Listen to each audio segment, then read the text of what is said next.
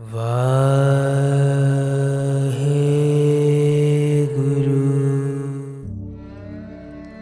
ਸਤਿਗੁਰੂ ਗੁਰੂ ਗਰੀਬ ਨਿਵਾਜ।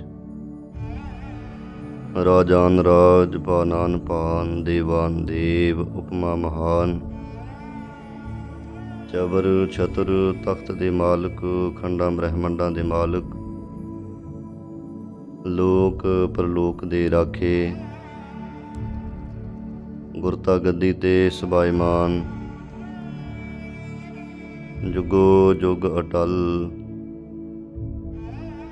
ਧੰਨ ਧੰਨ ਸਤਿਗੁਰੂ ਸ੍ਰੀ ਗੁਰੂ ਗ੍ਰੰਥ ਸਾਹਿਬ ਜੀ ਮਹਾਰਾਜ। ਤਿੰਨਾਂ ਸਤਿਗੁਰਾਂ ਦੀ ਪਾਵਨ ਪਵਿੱਤਰ ਹਜ਼ੂਰੀ ਦੇ ਅੰਦਰ ਅੰਮ੍ਰਿਤ ਵੇਲੇ ਦੇ ਸੁੰਦਰ ਦੀਵਾਨ ਸਜੇ ਹੋਏ ਹੈ, ਜਿਨ੍ਹਾਂ ਦੀਵਾਨਾਂ ਵਿੱਚ ਆਪ ਮਾਈ ਭਾਈ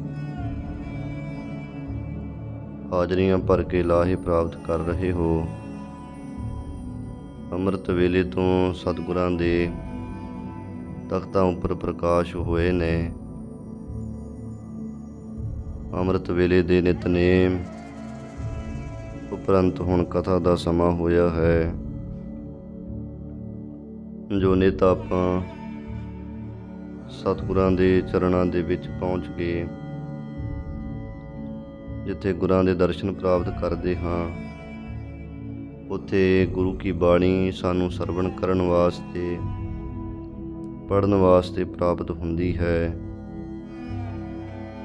ਅਤੇ ਉੱਥੇ ਨਾਲ ਹੀ ਕਥਾ ਵਿਚਾਰਾਂ ਸਰਵਣ ਕਰਕੇ ਲਾਹੇ ਪ੍ਰਾਪਤ ਕਰੀਦੇ ਨੇ। ਇੱਥੇ ਗੁਰੂ ਕੇ ਦਰ ਦੇ ਵਿੱਚ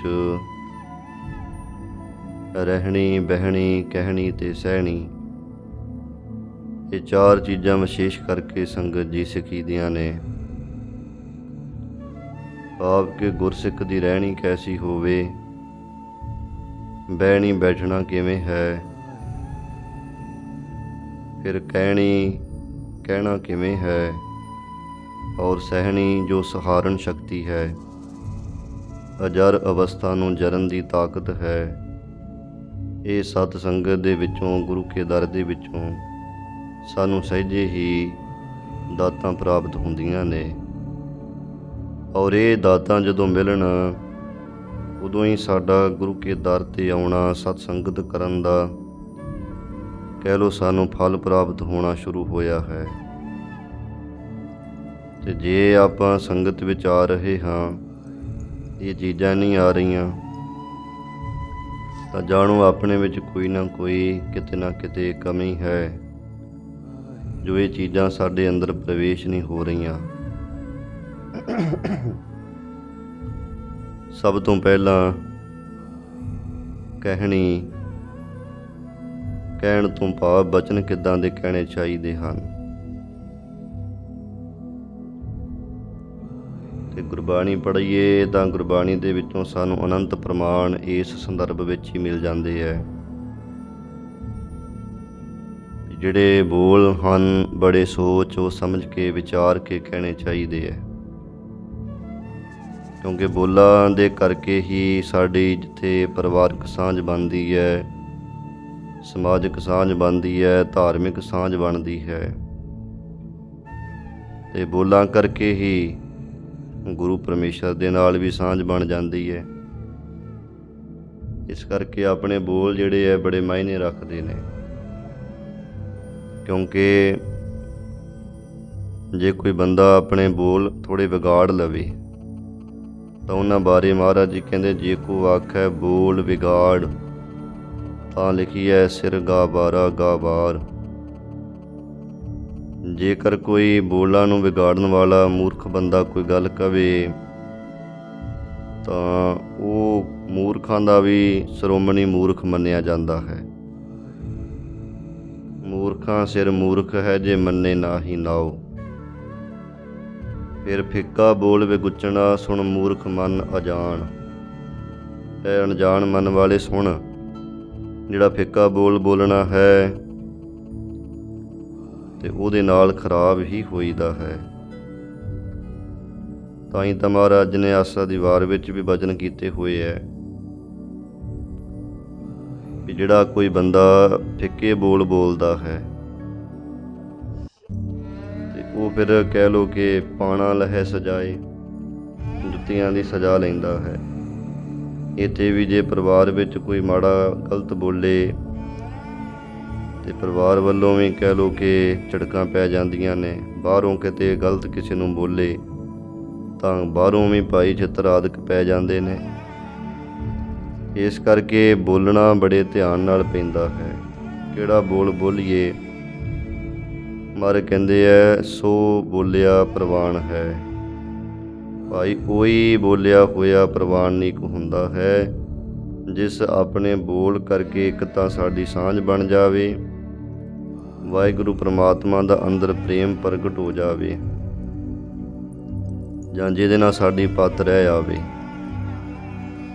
ਬਾਬਾ ਬੋਲੀਏ ਪੱਤ ਹੋਏ, ਬੋਲੀਏ ਉਹ ਬਚਨ ਬੋਲੀਏ ਜਿਹਦੇ ਕਰਕੇ ਸਾਡੀ ਇੱਜ਼ਤ ਪੱਤ ਰਹਿ ਜਾਵੇ। ਇਸ ਕਰਕੇ ਬੋਲ ਦਾ ਸੰਗਤ ਜੀ ਬੜਾ ਵੱਡਾ ਪ੍ਰਭਾਵ ਹੋਇਆ ਕਰਦਾ ਹੈ। ਬੋਲਾਂ ਕਰਕੇ ਹੀ ਆਪਣਾ ਕਹਿ ਲਓ ਸਮਾਜ ਦੇ ਵਿੱਚ ਪ੍ਰਭਾਵ ਹੈ, ਜਾਣ ਪਹਿਚਾਣ ਹੈ। ਇਸ ਕਰਕੇ ਬੋਲਣ ਲੱਗਿਆਂ ਬੜਾ ਧਿਆਨ ਰੱਖਣਾ ਪੈਂਦਾ ਹੈ। ਮਿੱਠੇ ਬੋਲ ਬੋਲਣੇ ਸਿੱਖਣੇ ਹਨ, ਸੰਗਤ ਦੇ ਵਿੱਚੋਂ ਆ ਕੇ ਸੱਚੇ ਬੋਲ ਬੋਲਣੇ ਸਿੱਖਣੇ ਹਨ। ਉੱਦਾਂ ਕਿਹਾ ਜਾਂਦਾ ਕਿ ਸੱਚ ਬੜਾ ਕੌੜਾ ਹੁੰਦਾ, ਸੱਚ ਕੌੜਾ ਨਹੀਂ, ਸੱਚ ਬੜਾ ਮਿੱਠਾ ਹੁੰਦਾ ਹੈ। ਪਰ ਇਹਨੂੰ ਬੋਲਣ ਦਾ ਤਰੀਕਾ ਬੰਦੇ ਨੇ ਸਿੱਖਣਾ, ਇਹ ਸੰਗਤ ਵਿੱਚੋਂ ਆਉਂਦਾ ਹੈ ਵੀ ਕਿਹੜਾ ਬੋਲ ਸੱਚਾ ਅਤੇ ਕਿਸ ਤਰੀਕੇ ਦੇ ਨਾਲ ਉਹਨੂੰ ਬੋਲਿਆ ਜਾਵੇ ਕਿ ਸੁਣਨ ਵਾਲਾ ਮੰਨ ਜਾਵੇ ਕਿ ਹਾਂ ਇਹ ਸੱਚਾ ਬੋਲ ਹੈ ਔਰ ਬੜਾ ਮਿਠਾਸ ਵਾਲਾ ਹੈ। ਇਸ ਕਰਕੇ ਭਾਈ ਇਹ ਬੋਲਣਾ ਸਿੱਖਣਾ ਹੈ, ਕਿਉਂਕਿ ਆਮ ਸ਼ਾਸਤਰਾਂ ਵਿੱਚ ਵੀ ਕਿਹਾ ਹੋਇਆ ਹੈ, ਮਿੱਠਾ ਬੋਲਣ ਤੇ ਸਦਾ ਓਤ ਤ੍ਰਿਮੌਦ ਤ੍ਰਿਭਾਉਣ। ਕਹਿੰਦੇ ਮਿੱਠਾ ਬੋਲਣ ਦੇ ਨਾਲ ਤਿੰਨਾਂ ਲੋਕਾਂ ਦੇ ਵਿੱਚ ਖੁਸ਼ੀ ਪ੍ਰਾਪਤ ਹੁੰਦੀ ਹੈ। ਤਾਂ ਤੇ ਮਿੱਠਾ ਬੋਲੀਏ ਜਾ ਮੈਂ ਕ੍ਰਿਪਣਤਾ ਕੌਣ। ਇਸ ਕਰਕੇ ਫਿਰ ਮਿੱਠਾ ਬੋਲ ਹੀ ਬੋਲੀਏ, ਸਾਂ ਇਹਦੇ ਵਿੱਚ ਕੰਜੂਸੀ ਕਾਹਦੀ ਕਰਨੀ ਹੈ। ਉਹ ਮਿੱਠੇ ਬੋਲਣ ਕਰਕੇ ਭਾਈ ਪਰਿਵਾਰਕ ਸਾਂਝ ਬਣਦੀ ਹੈ, ਸਮਾਜਿਕ ਸਾਂਝ ਬਣਦੀ ਹੈ, ਧਾਰਮਿਕ ਸਾਂਝ ਬਣਦੀ ਹੈ, ਸੰਗਤ ਨਾਲ ਸਾਂਝ ਬਣਦੀ ਹੈ, ਗੁਰੂ ਨਾਲ ਸਾਂਝ ਬਣਦੀ ਹੈ। ਤਾਂ ਕਰਕੇ ਪਹਿਲਾਂ ਤਾਂ ਇਹ ਕਹਿਣੀ ਸਿੱਖਣੀ ਹੈ ਗੁਰੂ ਕੇ ਦਰ ਵਿੱਚ ਆ ਕੇ, ਸਤ ਸੰਗਤ ਵਿੱਚੋਂ। ਕਹਿਣ ਤੋਂ ਬਾਅਦ ਹੈ ਬਹਿਣੀ ਬੈਠਣੀ। ਬਹਿਣਾ ਕਿਵੇਂ ਸੰਗਤ ਦੇ ਵਿੱਚ, ਉਹ ਵੀ ਸਿੱਖਣਾ ਆ ਕੇ। ਜਿਵੇਂ ਅੱਜ ਕੱਲ੍ਹ ਰਿਵਾਜ਼ ਚੱਲ ਪਏ ਹੈ, ਲੋਕੀ ਕੁਰਸੀਆਂ ਮੇਜ਼ ਢਾਹ ਕੇ ਸੰਗਤ ਵਿੱਚ ਬੈਠਣ ਲੱਗ ਪਏ। ਇਹ ਮੂਰਖਪਣਾ ਹੈ, ਹੋਛਾਪਣਾ ਹੈ। ਐਸਾ ਨਹੀਂ ਕਰਨਾ ਚਾਹੀਦਾ। ਬਾਣੀ ਵਿੱਚ ਪੜ੍ਹੀਏ ਕਿ ਮਾਰ ਬੈਠਣਾ ਕਿ ਕਿੱਦਾਂ, ਤਾਂ ਮਾਰ ਕਹਿੰਦੇ ਗੁਰਮੁਖ ਬੈਸੋ ਸਫਾ ਵਿਛਾਈ। ਸਫਾ ਜਿਹੜੀ ਉਹ ਸਾਫ ਚਟਾਈ ਹੁੰਦੀ ਹੈ, ਸਾਫ। ਅੱਜ ਕੱਲ੍ਹ ਦਰੀਆਂ ਚਾਦਰਾਂ ਕਹਿ ਲਓ ਵੀ ਸੰਗਤ 'ਚ ਬਹਿਣਾ, ਥੱਲੇ ਦਰੀਆਂ ਵਿਛਾ ਲਓ। ਇਹ ਗੁਰਮੁਖੀ ਆਸਣ ਜਿਹੜਾ ਇਹ ਲਾ ਕੇ ਬੈਠਣਾ, ਜਿਹੜਾ ਆਪਾਂ ਚੌਂਕੜਾ ਲਾ ਕੇ ਬੈਠਦੇ ਹਾਂ, ਇਹਨੂੰ ਗੁਰਮੁਖੀ ਆਸਣ ਕਹਿ ਦਿੰਦੇ ਹਨ। ਅਤੇ ਜਾਂ ਇਸੇ ਤਰ੍ਹਾਂ ਜਿਹੜੇ ਸੂਰਬੀਰ ਯੋਧੇ ਹੈ ਉਹ ਵੀਰ ਆਸਣ ਵਿੱਚ ਬੈਠਦੇ ਹਨ। ਪਰ ਵੀਰ ਆਸਣ ਵਿੱਚ ਬਹੁਤਾ ਲੰਮਾ ਸਮਾਂ ਬੈਠਣਾ ਕਈਆਂ ਵਾਸਤੇ ਔਖਾ ਹੋ ਜਾਂਦਾ। ਇਸ ਕਰਕੇ ਸੰਗਤ ਵਿੱਚ ਜਿੱਥੇ ਬਾਕੀ ਦੇ ਲੋਕ ਬੈਠੇ ਹੈ, ਗੁਰਮੁਖੀ ਚੌਂਕੜਾ ਲਾ ਕਰਕੇ ਬੈਠਣਾ ਹੈ। ਕਈ ਤਾਂ ਨੂੰ ਲੱਤਾਂ ਜੀਆਂ ਕਰਕੇ ਬਹਿ ਜਾਂਦੇ ਹਨ, ਉਹ ਵੀ ਬੁਰਾ ਲੱਗਦਾ ਹੈ ਬੈਠਣਾ। ਤੇ ਕੁਰਸੀਆਂ ਮੇਜ਼ਾਂ 'ਤੇ ਤਾਂ ਬਿਲਕੁਲ ਨਹੀਂ ਬੈਠਣਾ ਹੈ, ਕਿਉਂਕਿ ਕੁਰਸੀ ਮੇਜ਼ 'ਤੇ ਬੈਠਣਾ ਇਹ ਇੱਕ ਅਹੰਕਾਰ ਦਾ ਪ੍ਰਤੀਕ ਬਣ ਜਾਵੇਗਾ। ਸੰਗਤ ਵਿੱਚ ਸਾਰੇ ਲੋਕ ਭੁੰਜੇ ਬੈਠੇ ਹੋਏ ਹੈ, ਉਹਨਾਂ 'ਚੋਂ ਇੱਕ ਤਾਂ ਉੱਪਰ ਚੜ੍ਹ ਕੇ ਬਹਿ ਜਾਵੇ ਤਾਂ ਫਿਰ ਉਹ ਬੁਰਾ ਲੱਗਦਾ ਹੈ। ਇਸ ਕਰਕੇ ਕੁਰਸੀਆਂ ਮੇਜ਼ ਬਿਲਕੁਲ ਨਹੀਂ ਡਾਉਣੇ ਹਨ, ਕਿਉਂਕਿ ਜਿੱਥੇ ਗੁਰੂ ਕਾ ਤਖਤ ਲੱਗਾ ਹੋਵੇ ਉੱਥੇ ਕਿਸੇ ਹੋਰ ਦੀ ਕੋਈ ਕੁਰਸੀ ਨਹੀਂ ਲੱਗ ਸਕਦੀ ਹੈ। ਜਿਹੜੀਆਂ ਕੁਰਸੀਆਂ ਡਾਉਣੀਆਂ ਜਾਂ ਬੈਂਚ ਜੇ ਡਾਉਣੇ ਨੇ, ਇਹ ਇੱਕ ਤਖਤ ਦਾ ਹੀ ਪ੍ਰਤੀਕ ਮੰਨੇ ਜਾਂਦੇ ਨੇ। ਪਰ ਅੱਜ ਕੱਲ੍ਹ ਬਹੁਤ ਲੋਕ ਐਸੀ ਮੂਰਖਤਾ ਕਰਦੇ ਹੈ, ਗੁਰੂ ਕੇ ਦਰਬਾਰ ਦੇ ਵਿੱਚ ਹੀ ਕੁਰਸੀਆਂ ਮੇਜ਼ ਢਾਹ ਕੇ ਬਹਿ ਜਾਂਦੇ ਨੇ ਆ ਕੇ। ਇਹ ਇੱਕ ਬੜਾ ਵੱਡਾ ਪਾਪ ਹੈ, ਗੁਰੂ ਸਾਹਿਬ ਜੀ ਦਾ ਨਿਰਾਦਰ ਹੋਵੇਗਾ ਇੱਕ ਤਰ੍ਹਾਂ ਕਰਕੇ। ਇਸ ਕਰਕੇ ਆਪਣੇ ਮਨ ਦੀ ਮਰਜ਼ੀ ਨਹੀਂ ਕਰਨੀ, ਆਪਣੇ ਅਹੰਕਾਰ ਨੂੰ ਇੱਥੇ ਆ ਕੇ ਝੁਕਾਉਣਾ ਹੈ, ਨਾ ਕਿ ਆਪਣੇ ਅਹੰਕਾਰ ਨੂੰ ਹੋਰ ਵਧਾਉਣਾ। ਕੁਰਸੀਆਂ ਮੇਜ਼ਾਂ ਚੜ੍ਹ ਕੇ ਸਾਡਾ ਹੰਕਾਰ ਅੰਦਰ ਵਧੇਗਾ। ਚੌਂਕੜਾ ਮਾਰ ਕੇ ਹੱਥ ਜੋੜ ਕੇ ਬੈਠਾਂਗੇ, ਅੰਦਰ ਨਿਰਮਾਣਤਾ ਆਵੇਗੀ। ਇੱਦਾਂ ਬੈਠਣ ਦੇ ਨਾਲ ਵੀ ਬੜਾ ਭਾਈ ਪ੍ਰਭਾਵ ਪਿਆ ਕਰਦਾ ਹੈ। ਤੋ ਇਹ ਚੀਜ਼ ਗੁਰੂ ਘਰ ਦੇ ਵਿੱਚੋਂ, ਸੰਗਤ ਵਿੱਚੋਂ ਦੂਜੇ ਨੰਬਰ 'ਤੇ ਸਿੱਖਣੀ ਬਹਿਣੀ। ਫਿਰ ਇਸੇ ਤਰੀਕੇ ਦੇ ਨਾਲ ਰਹਿਣੀ ਨਾਮ ਹੈ ਰਹਿਤ ਦਾ। ਗੁਰਸਿੱਖਾਂ ਦੀ ਜੋ ਰਹਿਤ ਬੈਤ ਹੈ ਉਹ ਸਿੱਖਣੀ ਵੀ ਸਿੱਖ ਦਾ ਜੀਵਨ ਕੈਸਾ ਹੋਣਾ ਚਾਹੀਦਾ ਹੈ। ਗੁਰਬਾਣੀ 'ਚ ਪੜ੍ਹੀਏ, ਉੱਥੇ ਮਹਾਰਾਜ ਜੀ ਨੇ ਦੱਸਿਆ, ਗੁਰ ਸਤਿਗੁਰ ਕਾ ਜੋ ਸਿੱਖ ਅਖਾਏ, ਸੋ ਭਲ ਕੇ ਉਠ ਹਰ ਨਾਮ ਧਿਆਵੈ, ਉਦਮ ਕਰੇ ਭਲ ਕੇ ਪ੍ਰਭਾਤੀ, ਇਸ਼ਨਾਨ ਕਰੈ ਅੰਮ੍ਰਿਤ ਸਰ ਨਾਵੈ, ਉਪਦੇਸ਼ ਗੁਰੂ ਹਰ ਹਰ ਜਪ ਜਾਪੈ, ਸਭ ਕਿਲ ਬਿਖ ਪਾਪ ਦੋਖ ਲਹਿ ਜਾਵੈ, ਫਿਰ ਚੜ੍ਹੈ ਦਿਵਸ ਗੁਰਬਾਣੀ ਗਾਵੈ, ਬਹਿੰਦਿਆਂ ਉੱਠਦਿਆਂ ਹਰ ਨਾਮ ਧਿਆਵੈ, ਜੋ ਸਾਸ ਗਰਾਸ ਧਿਆਏ ਮੇਰਾ ਹਰ ਹਰ, ਸੋ ਗੁਰਸਿੱਖ ਗੁਰੂ ਮਨ ਭਾਵੈ। ਇਹ ਗੁਰਸਿੱਖ ਦੀ ਰਹਿਣੀ ਦੱਸ ਦਿੱਤੀ ਮਹਾਰਾਜ ਨੇ ਕੁਝ ਕੁ ਤੁਕਾਂ ਦੇ ਅੰਦਰ ਹੀ, ਕਿ ਹਰੇਕ ਗੁਰਸਿੱਖ ਵਾਸਤੇ ਐਸਾ ਜ਼ਰੂਰੀ ਹੈ। ਤੇ ਜਾਂ ਫਿਰ ਆਪਣੇ ਰਹਿਤਨਾਮੇ ਹਨ, ਉਹਨਾਂ ਰਹਿਤਨਾਮਿਆਂ ਦੇ ਵਿੱਚ ਗੁਰੂ ਸਾਹਿਬਾਂ ਦੇ ਹੀ ਬਚਨ ਹਨ ਜੋ ਗੁਰਸਿੱਖਾਂ ਨੇ ਉਸ ਸਮੇਂ ਅੰਕਿਤ ਕੀਤੇ। ਤੇ ਉਹ ਰਹਿਤਨਾਮਿਆਂ ਵਿੱਚ ਸਾਰੀ ਗੁਰਸਿੱਖ ਦੀ ਰਹਿਣੀ ਬਹਿਣੀ ਲਿਖੀ ਹੋਈ ਹੈ ਕਿ ਕਿਸ ਤਰੀਕੇ ਦੀ ਭਾਈ ਰਹਿਤ ਗੁਰਸਿੱਖ ਦੀ ਹੋਵੇ। ਅੰਮ੍ਰਿਤਧਾਰੀ ਸਭ ਤੋਂ ਪਹਿਲਾਂ ਪ੍ਰਥਮ ਰਹਿਤ ਜੈ ਜਾਣ, ਕੰਡੇ ਕੀ ਪਹੁਲ ਛਕੇ। ਸਭ ਤੋਂ ਪਹਿਲਾਂ ਰਹਿਤ ਹੀ ਇਹ ਹੈ ਕਿ ਖੰਡੇ ਦੀ ਪਹੁਲ ਨੂੰ ਛਕੇ ਗੁਰਸਿੱਖ ਜਿਹੜਾ ਹੈ। ਸੋਈ ਸਿੰਘ ਪ੍ਰਧਾਨ ਅਵਰ ਨਾ ਪਾਹੁਲ ਜੋ ਲਏ। ਕਹਿੰਦੇ ਉਹੀ ਸਿੰਘ ਪ੍ਰਧਾਨ ਮੰਨਿਆ ਜਾਏਗਾ ਭਾਈ ਜਿਹੜਾ ਹੋਰ ਕੋਈ ਪਹੁਲਾ ਨਹੀਂ ਹੁਣ ਛਕਦਾ, ਖੰਡੇ ਦੀ ਪੌੜ ਹੀ ਛਕਦਾ ਹੈ। ਤੋ ਇਸ ਤਰੀਕੇ ਦੇ ਨਾਲ ਜਿਹੜੀ ਇਹ ਰਹਿਤ ਹੈ, ਖੰਡੇ ਦੀ ਪੌੜ, ਬੱਜਰ ਕਰੈਤਾਂ ਤੋਂ ਬਚ ਕੇ ਰਹਿਣਾ, ਪੰਜਾਂ ਦਾ ਸੰਗ ਨਾ ਕਰਨਾ, ਫਿਰ ਇਸੇ ਤਰ੍ਹਾਂ ਕਹਿ ਲਓ ਕਿ ਗੁਰੂ ਕਾ ਪ੍ਰੇਮ ਰੱਖਣਾ, ਬਾਣੀ ਬਾਣੇ ਦੇ ਧਾਰਨੀ ਹੋਣਾ। ਇਹ ਇੱਦਾਂ ਰਹਿਤ ਦੇ ਜਿੰਨੇ ਵੀ ਅੰਗ ਹੈ, ਫਿਰ ਆਪਣੇ ਜਿਹੜੇ ਕੁਝ ਕਾਰਜ ਹੈ, ਮਰਗ ਦੇ ਕਾਰਜ ਹੈ, ਵਿਆਹ ਦੇ ਕਾਰਜ ਹੈ, ਇਹਨਾਂ ਦੇ ਵਿੱਚ ਕਿਵੇਂ ਰਹਿਤ ਰੱਖਣੀ, ਕਿਵੇਂ ਰਹਿਤ ਨਿਭਾਉਣੀ, ਇਹ ਸਾਰਾ ਕੁਝ ਰਹਿਤਨਾਮਿਆਂ ਦੇ ਵਿੱਚ ਲਿਖਿਆ ਮਿਲਦਾ ਸਾਨੂੰ। ਤੇ ਇਹਦਾ ਉਹ ਰਹਿਤ ਸਿੱਖਣੀ ਇੱਥੋਂ ਸੰਗਤ ਵਿੱਚੋਂ। ਫਿਰ ਇਸੇ ਤਰ੍ਹਾਂ ਸਹਿਣ ਨਾ ਸਹਾਰਨ ਦਾ। ਸਾਡੇ ਸੁਭਾਅ ਐਸੇ ਬਣ ਗਏ, ਕੋਈ ਨਿੱਕੀ ਜਿਹੀ ਗੱਲ ਵੀ ਆਪਾਂ ਸਹਾਰ ਨਹੀਂ ਪਾਉਂਦੇ ਹਾਂ, ਪਰ ਸਤ ਸੰਗਤ ਵਿੱਚ ਆ ਕੇ ਇਹ ਵੀ ਇੱਕ ਅਵਸਥਾ ਬਣਾਉਣੀ, ਇਹ ਵੀ ਚੀਜ਼ ਸਿੱਖਣੀ ਹੈ ਕਿ ਕਿਵੇਂ ਕਿਸੇ ਦੇ ਕੌੜੇ ਬੋਲਾਂ ਨੂੰ ਸਹਾਰ ਲੈਣਾ। ਇਹ ਸਹਾਰਨ ਸ਼ਕਤੀ ਜਿਹੜੀ ਹੈ, ਜਿਹਨੂੰ ਅਜਰ ਅਵਸਥਾ ਕਹਿ ਲਓ। ਬਹੁਤ ਸਾਰੀਆਂ ਆਪਣੀ ਜ਼ਿੰਦਗੀ ਵਿੱਚ ਐਸੀਆਂ ਘਟਨਾਵਾਂ ਘਟੀਆਂ ਕਿ ਜਿਹੜੀਆਂ ਸਾਡੇ ਕੋਲੋਂ ਕਈ ਵਾਰੀ ਜਰੀਆਂ ਨਹੀਂ ਜਾਂਦੀਆਂ, ਹਾਲਾਂਕਿ ਨਿੱਕੀਆਂ ਮੋਟੀਆਂ ਗੱਲਾਂ ਹੁੰਦੀਆਂ, ਪਰ ਉਹ ਵੀ ਬੰਦਾ ਜਰ ਨਹੀਂ ਪਾਉਂਦਾ ਹੈ। ਪਰ ਸੰਗਤ ਕਰਦੇ ਰਹਿਣ ਨਾਲ ਇੱਥੋਂ ਸਾਨੂੰ ਉਹ ਅਜਰ ਅਵਸਥਾ ਪ੍ਰਾਪਤ ਹੁੰਦੀ, ਜਰਨ ਦੀ ਸ਼ਕਤੀ ਅੰਦਰ ਆ ਜਾਂਦੀ ਹੈ। ਇਹ ਸਹਾਰਨ ਦੀ ਜਿਹੜੀ ਸ਼ਕਤੀ ਹੈ ਨਾ, ਸਹਿਣੀ, ਇਹ ਵੀ ਸਿੱਖ ਲੈਣੀ ਗੁਰੂ ਕੀ ਸੰਗਤ ਵਿੱਚੋਂ। ਚਾਹੇ ਕਿੰਨਾ ਜ਼ੁਲਮ ਹੁੰਦਾ ਹੈ, ਉਹਦਾ ਜਿੰਨਾ ਮਰਜ਼ੀ ਕਹਿ ਲਓ ਕਿ ਮੁਕਾਬਲਾ ਸਿੱਖ ਕਰ ਸਕਦਾ ਹੈ। ਕਿੰਨਾ ਕੋਈ ਦੁੱਖ ਆ ਗਿਆ ਹੈ ਜਾਂ ਕੁਝ ਹੋਰ ਆ ਗਿਆ, ਉਹਦੇ ਵਿੱਚ ਬੰਦੇ ਕੋਲੋਂ ਸਹਾਰਿਆ ਨਹੀਂ ਨਾ ਜਾਂਦਾ। ਉਹ ਜਿਹਾ ਸਮਾਂ ਭਾਣੇ ਦੇ ਵਿੱਚ ਰਹਿਣਾ ਸਿੱਖਣਾ। ਸਹਿਣੀ ਦਾ ਦੂਜਾ ਰੂਪ ਭਾਣਾ ਹੀ ਕਹਿ ਲਓ ਕਿ ਭਾਣਾ ਮੰਨਣਾ ਸਿੱਖ ਲੈਣਾ। ਇਹ ਚਾਰ ਚੀਜ਼ਾਂ ਗੁਰੂ ਦੇ ਦਰ ਦੇ ਵਿੱਚ ਆ ਕੇ ਵਿਸ਼ੇਸ਼ ਕਰਕੇ ਸਿੱਖਣੀਆਂ ਸੰਗਤ ਵਿੱਚ। ਫਿਰ ਦੁਹਰਾਈਏ ਕਹਿਣੀ, ਬਹਿਣੀ, ਰਹਿਣੀ ਤੇ ਸਹਿਣੀ। ਇਹ ਸੰਗਤ ਵਿੱਚੋਂ ਚਾਰ ਚੀਜ਼ਾਂ ਵਿਸ਼ੇਸ਼ ਕਰਕੇ ਸਾਨੂੰ ਪ੍ਰਾਪਤ ਹੋਣ। ਜਾਂ ਇਸੇ ਤਰ੍ਹਾਂ ਗੁਰੂ ਕੀ ਸੰਗਤ ਵਿੱਚ ਆ ਕੇ ਇੱਕ ਤਾਂ ਬਾਣੀ ਪੜ੍ਹੀ ਦੀ ਹੈ, ਬਾਣੀ ਸੁਣ ਲਈ ਦੀ ਹੈ। ਇਸੇ ਤਰੀਕੇ ਦੇ ਨਾਲ ਸੰਗਤ ਦੇ ਵਿੱਚ ਆ ਕੇ ਗੁਰੂ ਕੇ ਦਰਸ਼ਨ ਪ੍ਰਾਪਤ ਹੋ ਜਾਂਦੇ, ਗੁਰਸਿੱਖਾਂ ਦੇ ਦਰਸ਼ਨ ਪ੍ਰਾਪਤ ਹੋ ਜਾਂਦੇ। ਤੇ ਇਸੇ ਤਰ੍ਹਾਂ ਸੰਗਤ ਵਿੱਚ ਆ ਕੇ ਫਿਰ ਸਾਨੂੰ ਗੁਰਬਾਣੀ ਦੀ ਵਿਚਾਰ ਪ੍ਰਾਪਤ ਹੋ ਜਾਂਦੀ ਹੈ। ਵਿਚਾਰ ਕੈਸੀ ਰੱਖਣੀ ਚਾਹੀਦੀ ਹੈ ਆਪਣੀ, ਇੱਦਾਂ ਇਹ ਲਾਭ ਸਾਨੂੰ ਸੰਗਤ ਜੀ ਪ੍ਰਾਪਤ ਹੁੰਦੇ। ਚੌਥਾ ਸਾਡਾ ਜਿਹੜਾ ਮਾਣ ਹੈ ਉਹ ਘਟਦਾ ਹੈ। ਜਿਹੜੀ ਅੰਦਰ ਕਹਿ ਲਓ ਹੰਕਾਰ ਵਾਲੀ ਬਿਰਤੀ ਹੈ ਨਾ, ਉਹ ਘਟ ਜਾਂਦੀ ਹੈ ਸੰਗਤ ਵਿੱਚ ਆਉਣੇ ਕਰਕੇ। ਕਿਉਂਕਿ ਜੇ ਆਪਾਂ ਤੜਕੇ ਉੱਠਦੇ ਹਾਂ ਤੇ ਤੜਕੇ ਉੱਠਣ ਦਾ ਹੀ ਕਈਆਂ ਨੂੰ ਮਾਣ ਹੋ ਜਾਂਦਾ ਕਿ ਮੇਰੇ ਘਰ ਦੇ ਮੈਂਬਰ ਬਾਹਰ ਸੁੱਤੇ ਜੇ ਉੱਠ ਕੇ ਕਹਿ ਲਓ ਕਿ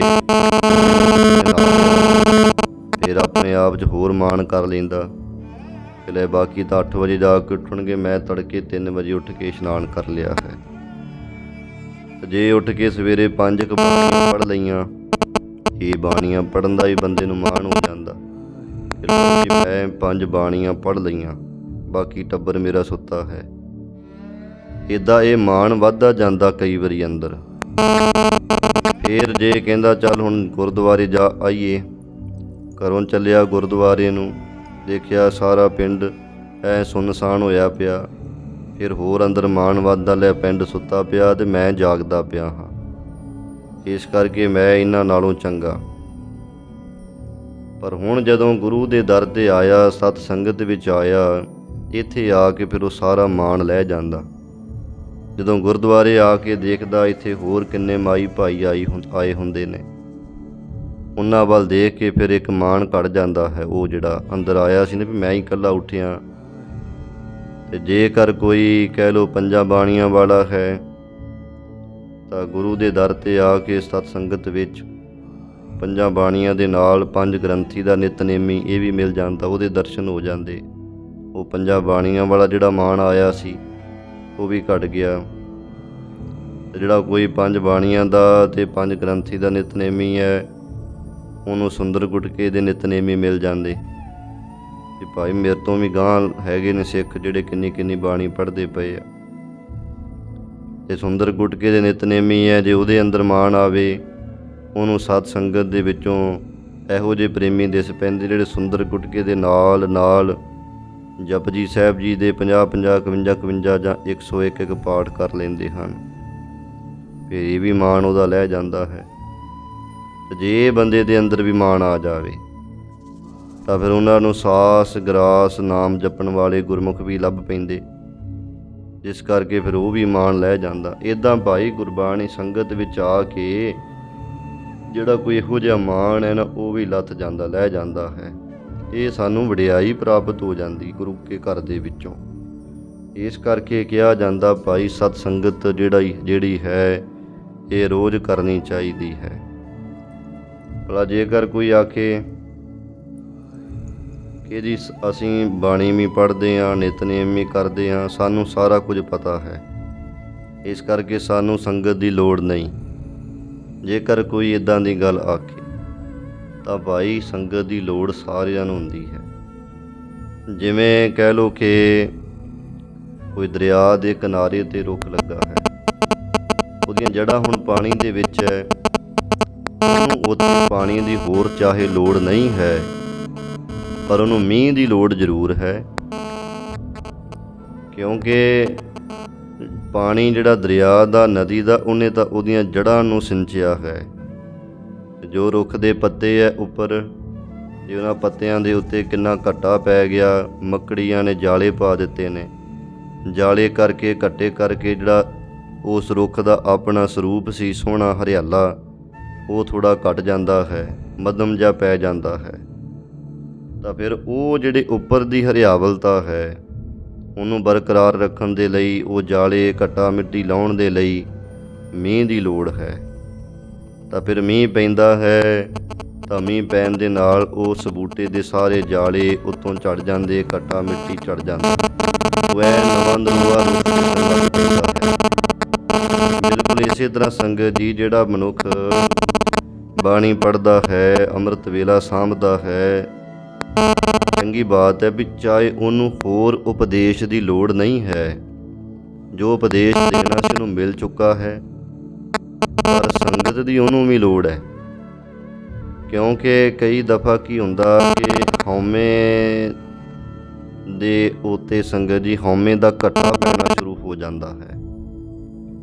ਚਾਹੇ ਹੋਰ ਉਪਦੇਸ਼ ਦੀ ਲੋੜ ਨਹੀਂ ਵੀ ਉਹਨੂੰ ਦੱਸੀ ਵੀ ਤੂੰ ਆਹ ਕਰ, ਉਹਨੂੰ ਪਤਾ ਚੱਲ ਚੁੱਕਾ ਹੈ, ਪਰ ਇਹ ਕੁਝ ਕਰਦਿਆਂ ਵੀ ਨਾ ਸੂਖਸ਼ਮ ਹਉਮੈ ਜਿਹੜੀ ਹੈ ਅੰਦਰ ਆ ਜਾਂਦੀ, ਤੇ ਉਹਦਾ ਘੱਟਾ ਪੈਣਾ ਸ਼ੁਰੂ ਹੋ ਜਾਂਦਾ, ਤੇ ਉਹਦੇ ਘੱਟੇ ਪੈਣ ਦੇ ਨਾਲ ਨਾਲ ਸੰਗਤ ਜੀ ਫਿਰ ਭਰਮ ਦੇ ਜਾਲੇ ਵੀ ਅੰਦਰ ਆ ਜਾਂਦੇ ਕਈ ਦਫਾ, ਜਿਹਦੇ ਕਾਰਨ ਉਹ ਸਿੱਖ ਜਿਹੜਾ ਹੈ ਦੁਬਾਰਾ ਫਿਰ ਗ੍ਰਸਿਆ ਜਾਂਦਾ ਵਿਕਾਰਾਂ ਦਾ।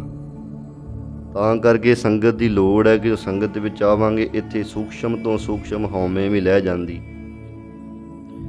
ਤੇ ਜਿਹੜਾ ਭਰਮ ਭੁਲੇਖਾ ਪਿਆ ਹੋਇਆ ਸੀ ਉਹ ਵੀ ਦੂਰ ਹੋ ਜਾਂਦਾ ਹੈ। ਇੱਦਾਂ ਸੰਗਤ ਜਿਹੜੀ ਹੈ ਕਹਿ ਲਓ ਮੀਂਹ ਦੇ ਵਾਂਗ ਹੈ, ਜੋ ਸਭ ਤਰ੍ਹਾਂ ਕਰਕੇ ਸਿੱਖ ਦੇ ਜੀਵਨ ਨੂੰ ਹਰਿਆਵਲਤਾ ਦੇ ਸਹਿਤ ਕਰ ਦਿੰਦੀ ਹੈ। ਇਸ ਕਰਕੇ ਸੰਗਤ ਗੁਰੂ ਕੇ ਘਰ ਵਿੱਚ ਆਉਣਾ ਭਾਈ ਇਹ ਲਾਭ ਹੀ ਲਾਭ ਹੈ। ਤਾਂ ਹੀ ਤਾਂ ਕਿਹਾ ਨਾ ਕਬੀਰ ਸਾਹਿਬ ਨੇ, ਕਬੀਰ ਏਕ ਘੜੀ ਆਦੀ ਘੜੀ ਆਦੀ ਹੂੰ ਤੇ ਆਦ, ਭਗਤਨ ਸੇਤੀ ਗੋਸਟੇ ਜੋ ਕੀਨੇ ਸੋ ਲਾਭ। ਭਾਈ ਕੋਈ ਇੱਕ ਘੜੀ ਆਉਂਦਾ, ਕੋਈ ਅੱਧੀ ਘੜੀ ਆਉਂਦਾ, ਕੋਈ ਅੱਧੀ ਤੋਂ ਵੀ ਅੱਧੀ ਆਵੇ। ਜਿਵੇਂ ਇੱਕ ਘੜੀ 24 ਮਿੰਟ ਦੀ ਮੰਨੀ ਹੈ, ਅੱਧੀ 12 ਦੀ ਤੇ ਉਹ ਤੋਂ ਅੱਧੀ 6 ਮਿੰਟ ਦੀ ਹੋ ਗਈ। ਕਹਿੰਦੇ ਵੈਸੇ ਤਾਂ ਜਿੰਨਾ ਚਿਰ ਸੰਗਤ ਹੋ ਰਹੀ ਹੈ ਓਨਾ ਚਿਰ ਉੱਥੇ ਬੈਠੋ, ਪਰ ਜੇਕਰ ਕੋਈ ਅਜੇ ਬੰਦਾ ਨਵਾਂ ਸੰਗਤ ਵਿੱਚ ਜੁੜਿਆ ਹੈ, ਉਹ ਇੱਕ ਘੜੀ ਬਹਿੰਦਾ, ਘੜੀ ਨਹੀਂ ਬੈਠਿਆ ਜਾਂਦਾ, ਅੱਧੀ ਘੜੀ ਬਹਿ ਜਾਵੇ, ਅੱਧੀ ਘੜੀ ਉਦੋਂ ਵੀ ਅੱਧੀ ਘੜੀ ਤਾਂ ਬੈਠੇ ਨਾ 6 ਮਿੰਟ ਤਾਂ, ਤੇ ਇਹ ਬੈਠ ਕੇ ਜੋ ਵੀ ਭਾਈ ਇੱਥੇ ਕੋਈ ਵਿਚਾਰ ਕਰੇਗਾ ਸੁਣੇਗਾ, ਉਹਦੇ ਨਾਲ ਲਾਭ ਹੀ ਲਾਭ ਹੈ, ਘਾਟਾ ਕੋਈ ਨਹੀਂ ਪੈਣੇ ਵਾਲਾ ਹੈ। ਕੋਈ ਨਾ ਕੋਈ ਸਾਨੂੰ ਚੰਗੀ ਸਿੱਖਿਆ ਹੀ ਮਿਲਦੀ ਹੈ, ਜੀਵਨ ਦੀ ਜਾਂਚ ਹੀ ਇੱਥੋਂ ਪ੍ਰਾਪਤ ਹੁੰਦੀ ਹੈ। ਇਹਦਾ ਭਾਈ ਸਤ ਸੰਗਤ ਵਿੱਚ ਆਉਣ ਦਾ, ਗੁਰੂ ਦੇ ਦਰ 'ਤੇ ਆਉਣ ਦਾ ਇਹ ਸਾਨੂੰ ਲਾਭ ਪ੍ਰਾਪਤ ਹੁੰਦਾ ਹੈ। ਇਹ ਲਾਭ ਲੈਣ ਵਾਸਤੇ ਆਪਾਂ ਗੁਰੂ ਕੇ ਦਰ ਸਤ ਸੰਗਤ ਦੇ ਵਿੱਚ ਨਿਤ ਆ ਕੇ ਬੈਠਦੇ ਹਾਂ। ਸੋ ਆਓ ਕਥਾ ਦਾ ਸਮਾਂ ਹੋਇਆ ਹੈ, ਜੋ ਨਿਤ ਆਪਾਂ ਭਾਈ ਗੁਰਦਾਸ ਸਾਹਿਬ ਜੀ ਦੀ ਪਾਵਨ ਜੋ ਰਚਨਾ ਹੈ, ਇਸ ਪਵਿੱਤਰ ਰਚਨਾ ਦੀ ਵਿਚਾਰ ਕਥਾ ਸਰਵਣ ਕਰ ਰਹੇ ਹਾਂ। ਦੂਸਰੀ ਵਾਰ ਚੱਲਦੀ ਪਈ ਹੈ, ਜਿਹਦੀਆਂ 10 ਪੌੜੀਆਂ ਹੋ ਚੁੱਕੀਆਂ ਹਨ। ਇਹਨਾਂ ਵਿੱਚ ਭਾਈ ਗੁਰਦਾਸ ਸਾਹਿਬ ਜੀ ਉਹ ਪ੍ਰਮਾਤਮਾ ਇੱਕ ਤੋਂ ਅਨੇਕਾਂ ਰੂਪ ਕਿਵੇਂ ਹੋਇਆ ਹੈ, ਤੇ ਉਹ ਕਿਹਨਾਂ ਨੇ ਜਾਣਿਆ ਹੈ, ਕਿਵੇਂ ਜਾਣਿਆ ਜਾਂਦਾ ਹੈ, ਉਹ ਭਾਈ ਗੁਰਦਾਸ ਸਾਹਿਬ ਜੀ ਅਨੇਕਾਂ ਆਪਣੇ ਆਸੇ ਪਾਸੇ ਦੀਆਂ ਉਦਾਹਰਨਾਂ ਦੇ ਕਰਕੇ ਗੱਲ ਨੂੰ ਸਮਝਾ ਰਹੇ ਹਨ। ਤੋ ਆਓ ਜਿਵੇਂ ਅੱਜ ਉਦਾਹਰਨ ਦੇ ਕੇ ਸਮਝਾਉਂਦੇ ਹੈ, ਇੱਕ ਪ੍ਰਮਾਤਮਾ ਕਿਵੇਂ ਅਨੇਕ ਰੂਪ ਹੋ ਜਾਂਦਾ ਹੈ, ਅਨੇਕ ਰੂਪ ਹੋ ਕੇ ਫਿਰ ਵੀ ਕਿਵੇਂ ਦੁਬਾਰਾ ਇੱਕ ਰੂਪ ਵੀ ਹੋ ਜਾਂਦਾ ਹੈ, ਤੇ ਇਹ ਕਿਸ ਤਰ੍ਹਾਂ ਜਾਣਿਆ ਜਾਂਦਾ। ਪ੍ਰਮਾਤਮਾ ਕਣ ਕਣ ਵਿੱਚ ਹੈ, ਉਹ ਕੌਣ ਜਾਣਦਾ ਹੈ, ਗੁਰਮੁਖ ਜਾਣਦੇ ਹੈ, ਕਿਵੇਂ ਜਾਣਦੇ ਹੈ, ਉਹ ਸਾਰਾ ਉਪਦੇਸ਼ ਦੇ ਰਹੇ ਹਨ। ਸ਼ਰਧਾ ਦੇ ਨਾਲ ਸਰਵਣ ਕਰੀਏ ਜੀ। ਸਤਿਨਾਮ ਸ੍ਰੀ ਵਾਹਿਗੁਰੂ ਸਾਹਿਬ ਜੀ। ਸੁਨਿਆਰਾ ਸੋਇ ਨਾ ਕੜੈ। ਸੁਨਿਆਰੇ ਦੀ ਉਦਾਹਰਨ ਦੇ ਕੇ ਇਸ ਗੱਲ ਨੂੰ ਸਮਝਾਉਂਦੇ ਹੈ। ਕਹਿੰਦੇ ਜਿਵੇਂ ਬਾਈ ਸੁਨਿਆਰਾ ਹੈ, ਸੁਨਿਆਰੇ ਦਾ ਕੀ ਕੰਮ ਹੈ, ਉਹ ਸੋਨੇ ਨੂੰ ਘੜਦਾ ਹੈ।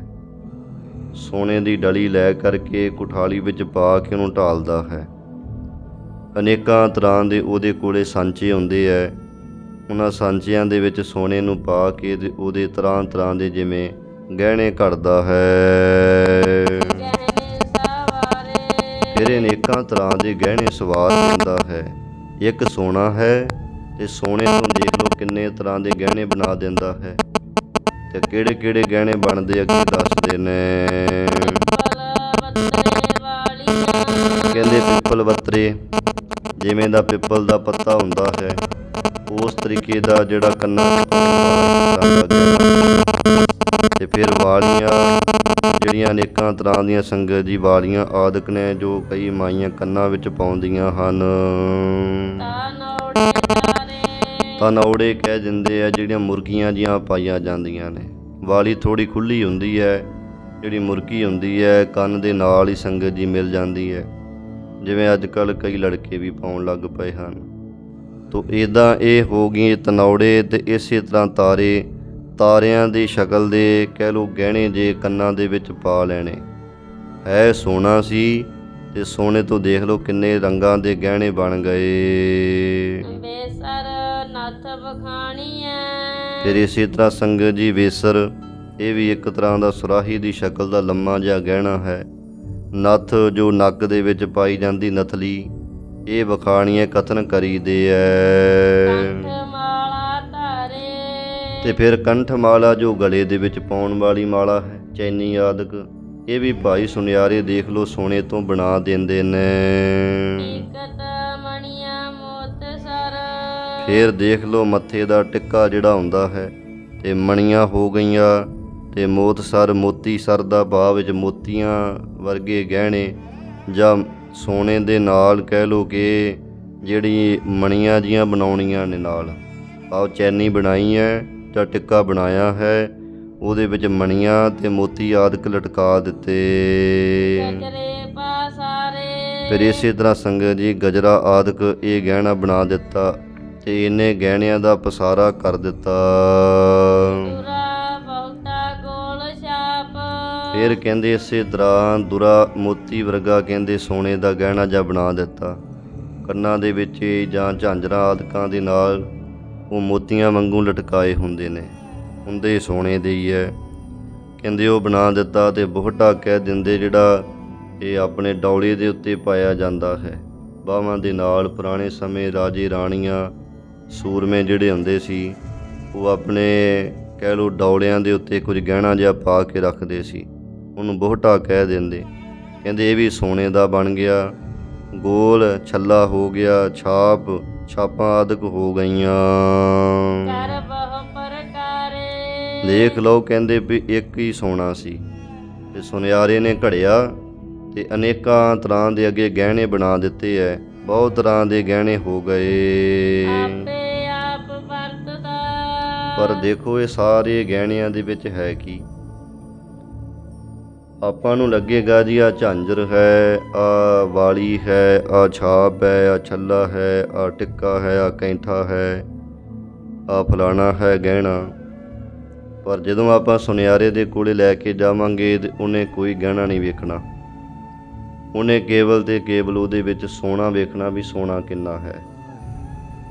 ਜਿਵੇਂ ਕਹਿੰਦੇ ਇੱਕ ਕੋਈ ਬ੍ਰਾਹਮਣ ਸੀ, ਤੇ ਉਹ ਗਣੇਸ਼ ਜੀ ਦੀ ਮੂਰਤੀ ਤੇ ਸ਼ਿਵ ਜੀ ਦੀ ਮੂਰਤੀ ਲੈ ਗਿਆ, ਤੇ ਇਸੇ ਤਰ੍ਹਾਂ ਇੱਕ ਦੇਵੀ ਦੀ ਮੂਰਤੀ ਲੈ ਗਿਆ। ਜਿਹੜੀ ਹੁਣ ਗਣੇਸ਼ ਜੀ ਦੀ ਮੂਰਤੀ ਸੀ ਸੋਨੇ ਦੀ ਬਣੀ ਹੋਈ, ਉਹ ਥੋੜ੍ਹੀ ਵੱਡੀ ਸੀ, ਦੇਵੀ ਦੀ ਉਦੋਂ ਛੋਟੀ, ਤੇ ਜਿਹੜੀ ਕਹਿ ਲਓ ਕਿ ਸ਼ਿਵ ਜੀ ਦੀ ਮੂਰਤੀ ਸੀ ਉਹ ਉਦੋਂ ਛੋਟੀ ਸੀ। ਸੁਨਿਆਰੇ ਨੂੰ ਜਾ ਕੇ ਫੜਾਈ ਤੇ ਕਹਿੰਦਾ ਜੀ ਇਹਨਾਂ ਦੇ ਮੁੱਲ ਦੱਸੋ। ਤੇ ਸੁਨਿਆਰੇ ਨੇ ਦੱਸਿਆ ਜੀ ਵੀ ਆਹ ਜਿਹੜੀ ਮੂਰਤੀ ਇਹਦਾ ਇੰਨਾ ਮੁੱਲ ਹੈ ਜ਼ਿਆਦਾ, ਇਹ 5 ਤੋਲਿਆਂ ਦੀ ਹੈ। ਆਹ ਦੂਜੀ ਜਿਹੜੀ ਮੂਰਤੀ ਦੇਵੀ ਦੀ ਹੈ ਇਹਦਾ ਇੰਨਾ ਕੁ ਮੁੱਲ ਹੈ। ਆਹ ਜਿਹੜੀ ਸਭ ਤੋਂ ਛੋਟੀ ਮੂਰਤੀ ਇਹਦਾ ਇੰਨਾ ਮੁੱਲ ਹੈ। ਬ੍ਰਾਹਮਣ ਕਹਿੰਦਾ ਜੀ ਇਹ ਤਾਂ ਤੂੰ ਵੱਡਾ ਪਾਪ ਕਰਨ ਲੱਗਾ ਹੈ। ਦੇਖੋ ਸ਼ਿਵ ਜੀ ਵੱਡਾ ਕਿ ਗਣੇਸ਼ ਵੱਡਾ ਹੈ? ਗਣੇਸ਼ ਸ਼ਿਵ ਜੀ ਦਾ ਪੁੱਤਰ ਹੈ, ਸ਼ਿਵ ਜੀ ਵੱਡਾ ਹੋਇਆ। ਫਿਰ ਸ਼ਿਵ ਜੀ ਦਾ ਜਿਹੜਾ ਮੂਰਤੀ ਹੈ ਭਗਵਾਨ ਦੀ, ਉਹਦਾ ਤੂੰ ਮੁੱਲ ਬੜਾ ਥੋੜ੍ਹਾ ਪਾ ਰਿਹਾ ਹੈ, ਇਹ ਤੂੰ ਪਾਪ ਕਰਦਾ ਪਿਆ ਹੈ। ਉਹ ਕਹਿਣ ਲੱਗੇ ਉਹ ਬ੍ਰਾਹਮਣ ਦੇਵਤਾ, ਇਹ ਤੇਰੇ ਦ੍ਰਿਸ਼ਟੀ ਵਿੱਚ ਪਾਪ ਹੋ ਸਕਦਾ ਹੈ, ਮੇਰੀ ਦ੍ਰਿਸ਼ਟੀ ਵਿੱਚ ਕੋਈ ਪਾਪ ਨਹੀਂ ਹੈ। ਮੈਂ ਇੱਥੇ ਮੂਰਤੀ ਦੀ ਛੋਟੀ ਵੱਡੇ ਵੱਲ ਨਹੀਂ ਦੇਖਣਾ ਵੀ ਕੌਣ ਵੱਡਾ ਦੇਵਤਾ ਕੌਣ ਛੋਟਾ ਦੇਵਤਾ। ਮੈਂ ਤਾਂ ਬਸ ਇਹਨਾਂ ਦੇ ਵਿੱਚ ਸੋਨਾ ਦੇਖਿਆ ਵੀ ਕਿਹੜੀ ਮੂਰਤੀ ਵਿੱਚ ਜ਼ਿਆਦਾ ਸੋਨਾ ਹੈ, ਤੇ ਮੈਂ ਸੋਨੇ ਦਾ ਤੈਨੂੰ ਮੁੱਲ ਦੱਸਿਆ ਹੈ। ਤੋ ਭਾਵ ਇਹ ਹੈ ਕਿ ਸੁਨਿਆਰੇ ਦੀ ਦ੍ਰਿਸ਼ਟੀ ਵਿੱਚ ਕੇਵਲ ਉਹ ਸੋਨਾ ਹੈ, ਕਿਹੜੇ ਰੰਗ ਦਾ ਗਹਿਣਾ ਵਾ, ਕੀ ਹੈ ਕੀ ਨਹੀਂ ਹੈ, ਉਹ ਉਹਨੇ ਨਹੀਂ ਵੇਖਣਾ ਹੈ। ਉਹਨੇ ਤੋਲ ਕੇ ਕਹਿਣਾ ਜੀ ਇੰਨਾ ਤੁਹਾਡਾ ਸੋਨਾ ਤੇ ਇਹਦਾ ਇੰਨਾ ਮੁੱਲ ਬਣਦਾ ਹੈ। ਤੋ ਇਸੇ ਤਰੀਕੇ ਦੇ ਨਾਲ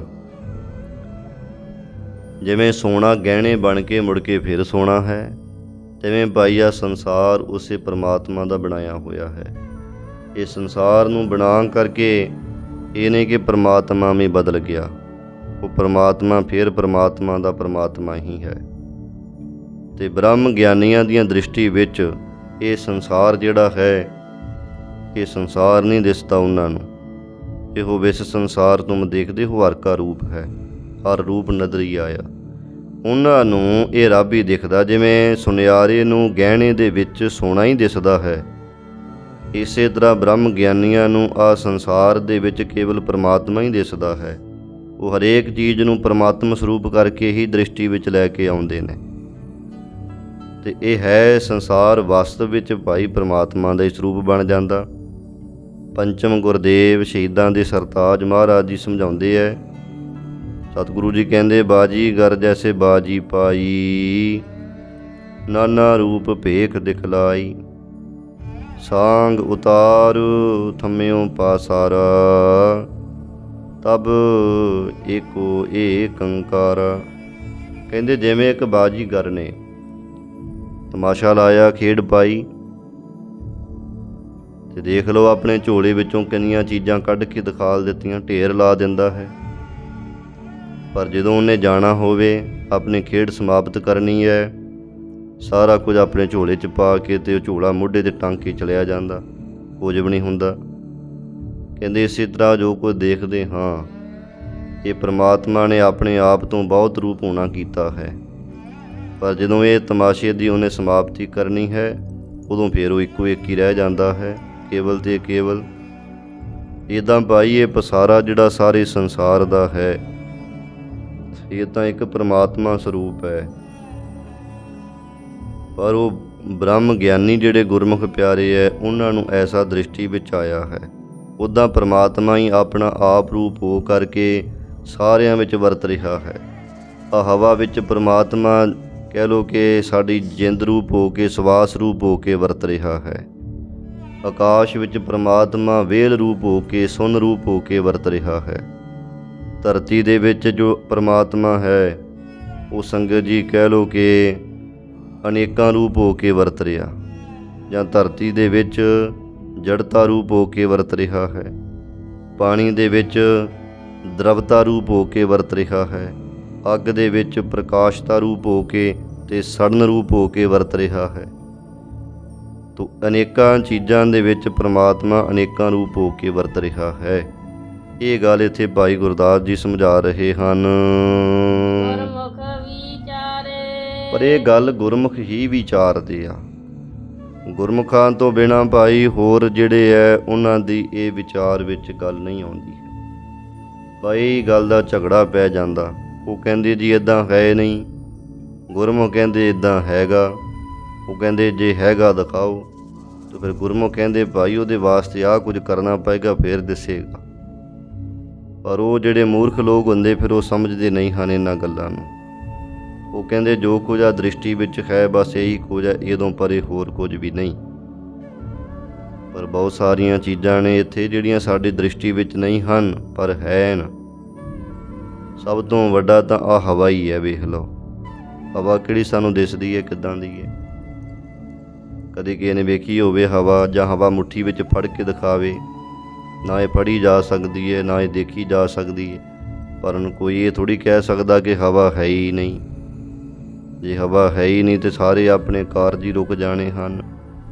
ਹਵਾ ਕਰਕੇ ਜਿੰਨੇ ਕਾਰਜ ਹੋ ਰਹੇ ਨੇ, ਇਸ ਕਰਕੇ ਭਾਈ ਬਹੁਤ ਸਾਰੀਆਂ ਚੀਜ਼ਾਂ ਨੇ ਇੱਥੇ ਸਾਡੇ ਬ੍ਰਹਿਮੰਡ ਦੇ ਵਿੱਚ, ਜਿਹੜੀਆਂ ਕਹਿ ਲਓ ਦਿਸਦੀਆਂ ਨਹੀਂ ਹਨ, ਪਰ ਹਨ।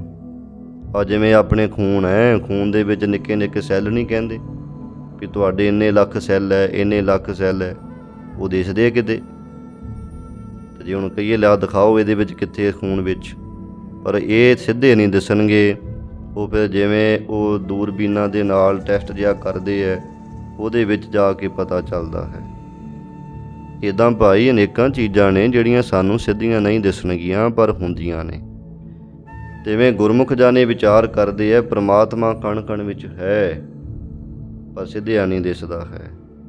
ਉਹਦੇ ਦੇਖਣ ਵਾਸਤੇ ਇੱਕ ਭਾਈ ਤਰ੍ਹਾਂ ਦੀ ਵਿਧੀ ਵਿਧਾਨ ਹੈ। ਗੁਰੂ ਵਾਲੇ ਬਣਨਾ ਪੈਂਦਾ, ਗੁਰੂ ਦੇ ਉਪਦੇਸ਼ ਦੀ ਕਮਾਈ ਕਰਨੀ ਪੈਂਦੀ ਹੈ, ਫਿਰ ਉਹ ਵਾਹਿਗੁਰੂ ਦੇ ਦਰਸ਼ਨ ਦੀਦਾਰ ਹੁੰਦੇ ਨੇ। ਉਹ ਦਿਸਦਾ ਇਸੇ ਹੀ ਸੰਸਾਰ ਦੇ ਵਿੱਚੋਂ ਮੁੜ ਕੇ ਵੀ ਹਾਂ ਭਾਈ ਇਹ ਹੀ ਪ੍ਰਮਾਤਮਾ ਹੈ। ਤੋ ਇਹਦਾ ਇਹ ਪੌੜੀ ਦੇ ਵਿੱਚ ਭਾਈ ਗੁਰਦਾਸ ਸਾਹਿਬ ਜੀ ਨੇ ਇਹ ਗੱਲ ਸਮਝਾਈ ਕਿ ਪ੍ਰਮਾਤਮਾ ਭਾਈ ਇੱਦਾਂ ਇੱਕ ਤੋਂ ਬਹੁਤੇ ਰੂਪ ਹੋ ਕੇ ਵਰਤ ਰਿਹਾ। ਬਹੁਤੇ ਰੂਪ ਵਰਤਦਿਆਂ ਹੋਇਆਂ ਵੀ ਉਹ ਮੁੜ ਕੇ ਫਿਰ ਇੱਕ ਰੂਪ ਹੀ ਹੋ ਜਾਂਦਾ ਹੈ। ਅੱਗੇ ਹੁਣ ਅੰਤਰੀ ਭਾਵ ਸਮਝਾਉਂਦੇ ਨੇ ਕਿ ਗੁਰਮੁਖ ਵਿਚਾਰੇ, ਗੁਰਮੁਖ ਕਿਵੇਂ ਵਿਚਾਰਦੇ ਹਨ ਉਹ ਦੱਸਦੇ ਐ। ਕਹਿੰਦੇ ਹੈ ਕਿ ਜਿਵੇਂ ਸੁਨਿਆਰਾ ਸੋਨਾ ਘੜਦਾ, ਤਿਵੇਂ ਜਿਹੜੇ ਗੁਰਮੁਖ ਨੇ ਉਹ ਭਾਈ ਆਪਣਾ ਧੀਰਜ ਰੂਪੀ ਤਾਂ ਸੁਨਿਆਰਾ ਬਣਾ ਦਿੰਦੇ ਆ। ਜਿਵੇਂ ਆਪਾਂ ਜਪਜੀ ਸਾਹਿਬ ਦੇ ਪੜ੍ਹਦੇ ਹਾਂ, ਧੀਰਜ ਸੁਨਿਆਰ, ਜੋ ਧੀਰਜਤਾ ਦਾ ਗੁਣ ਇਹਨਾਂ ਗੁਰਮੁਖਾਂ ਵਿੱਚ ਇਹ ਹੀ ਮਾਨੋ ਸੁਨਿਆਰਾ ਹੈ।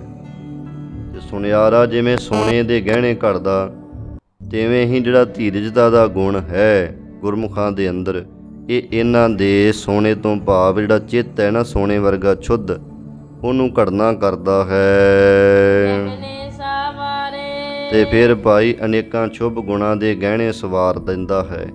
ਭਾਵ ਧੀਰਜਤਾ ਦਾ ਗੁਣ ਬੜਾ ਜ਼ਰੂਰੀ ਹੈ। ਜਿਵੇਂ ਕਹਿ ਲਓ ਸੰਗਤ ਜੀ, ਧੀਰਜਤਾ ਇੱਕ ਥੱਲਾ ਹੈ। ਥੱਲੇ ਤੋਂ ਬਿਨਾਂ ਭਾਂਡੇ ਦੇ ਵਿੱਚ ਕੋਈ ਚੀਜ਼ ਨਹੀਂ ਸਮਾਏਗੀ, ਕੋਈ ਚੀਜ਼ ਨਹੀਂ ਟਿਕੇਗੀ।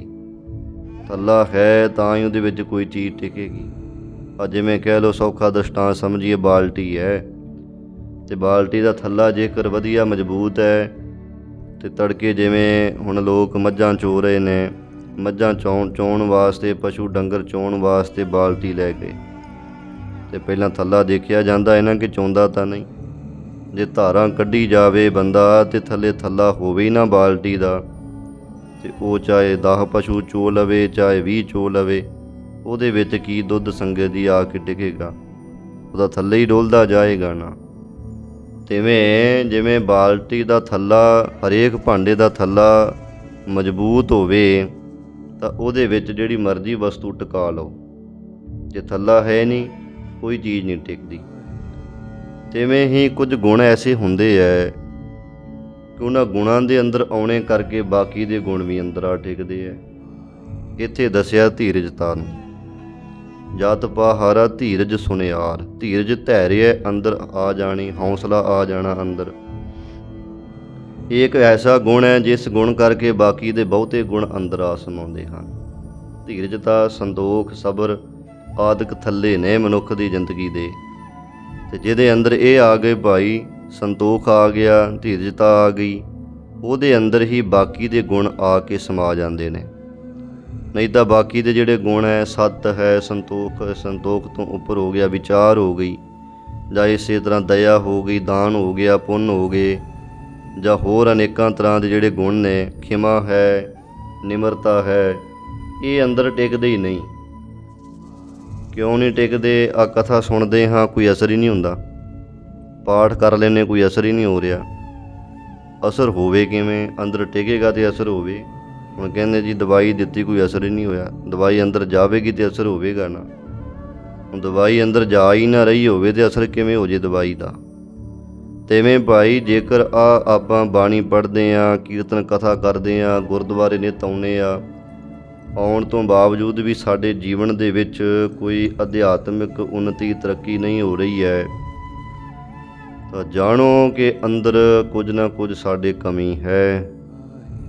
ਉਹ ਕਮੀ ਇਹ ਹੈ ਵੀ ਸਾਡਾ ਅੰਦਰਲਾ ਜਿਹੜਾ ਜੀਵਨ ਦਾ ਜਾਂ ਗੁਣਾਂ ਦੇ ਵਾਸਤੇ ਟਿਕਣ ਦੇ ਲਈ ਜੋ ਥੱਲਾ ਚਾਹੀਦਾ ਸੀ ਨਾ, ਉਹ ਥੱਲਾ ਹੀ ਨਹੀਂ ਹੈ।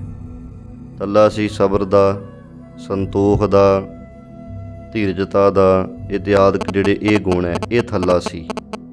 ਇਹ ਅੰਦਰ ਆ ਕੇ ਟਿਕ ਜਾਵੇ ਤਾਂ ਫਿਰ ਬਾਕੀ ਦੇ ਜਿਹੜੇ ਗੁਣ ਹੈ ਉਹ ਅੰਦਰ ਟਿਕਣਗੇ। ਸੋ ਇੱਥੇ ਭਾਈ ਗੁਰਦਾਸ ਸਾਹਿਬ ਦੀ ਉਦਾਹਰਨ ਦੇ ਕੇ ਸੁਨਿਆਰਾ ਗਹਿਣੇ ਨੂੰ ਘੜਦਾ ਹੈ ਤੇ ਉਹ ਅਨੇਕਾਂ ਤਰ੍ਹਾਂ ਦੇ ਅੱਗੇ ਗਹਿਣੇ ਸਵਾਰਦਾ। ਤਿਵੇਂ ਗੁਰਮੁਖ ਜਨ ਆਪਣੇ ਅੰਦਰਲਾ ਜਿਹੜਾ ਮਨ ਹੈ ਨਾ, ਸ਼ੁੱਧ ਮਨ, ਇਹਦੀ ਘਾੜਤ ਘੜਦੇ ਆ ਤੇ ਅਨੇਕਾਂ ਗੁਣਾਂ ਦੇ ਕਹਿ ਲਓ ਕਿ ਫਿਰ ਆਪਣੇ ਗਹਿਣੇ ਅੰਦਰ ਸਵਾਰ ਲੈਂਦੇ ਹਨ। ਭਾਵ ਅਨੇਕਾਂ ਗੁਣ ਗੁਰਮੁਖਾਂ ਦੇ ਅੰਦਰ ਆ ਟਿਕਦੇ ਐ। ਪੱਤਰੇ ਵਾਲੀਆਂ, ਜਿਵੇਂ ਆਪਾਂ ਪਹਿਲਾਂ ਗਹਿਣਿਆਂ ਦੇ ਨਾਮ ਸੁਣੇ ਸਨ, ਪਿੱਪਲ ਬੱਤਰੇ, ਪਿੱਪਲ ਦੇ ਪੱਤਿਆਂ ਵਰਗੇ ਕੰਨਾਂ 'ਚ ਪਾਉਣ ਵਾਲੇ ਗਹਿਣੇ ਇੱਕ ਤਰ੍ਹਾਂ ਦੇ ਹੁੰਦੇ। ਵਾਲੀਆਂ ਹੋ ਗਈਆਂ, ਤਰ੍ਹਾਂ ਤਰ੍ਹਾਂ ਦੇ ਗਹਿਣੇ ਆਪਾਂ ਪਿੱਛੇ ਪਹਿਲੇ ਅਰਥ ਸੁਣ ਲਿਆ। ਹੁਣ ਗੁਰਮੁਖਾਂ ਦੇ ਪਿੱਪਲ ਬੱਤਰੇ ਕਿਹੜੇ ਐ? ਗੁਰਮੁਖ ਤਾਂ ਗਹਿਣੇ ਪਾਉਂਦੇ ਨਹੀਂ, ਨਾ ਹੀ ਗੁਰਸਿੱਖੀ ਦੇ ਵਿੱਚ ਗਹਿਣੇ ਪਾਉਣ ਦੀ ਆਗਿਆ ਹੈ।